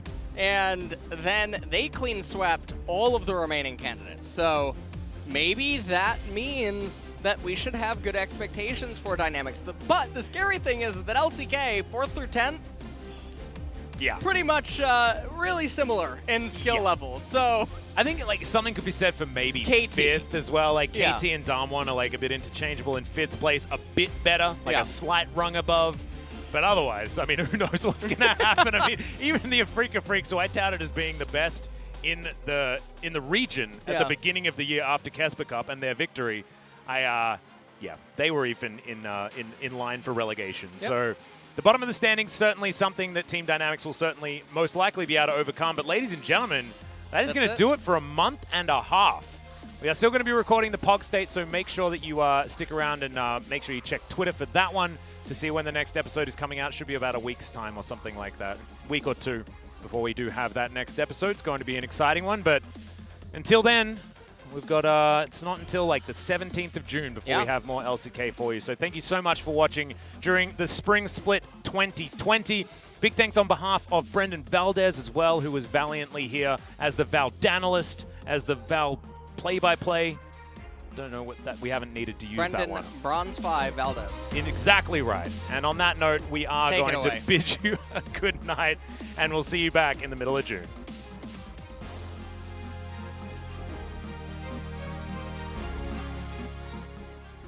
Change and I am ready.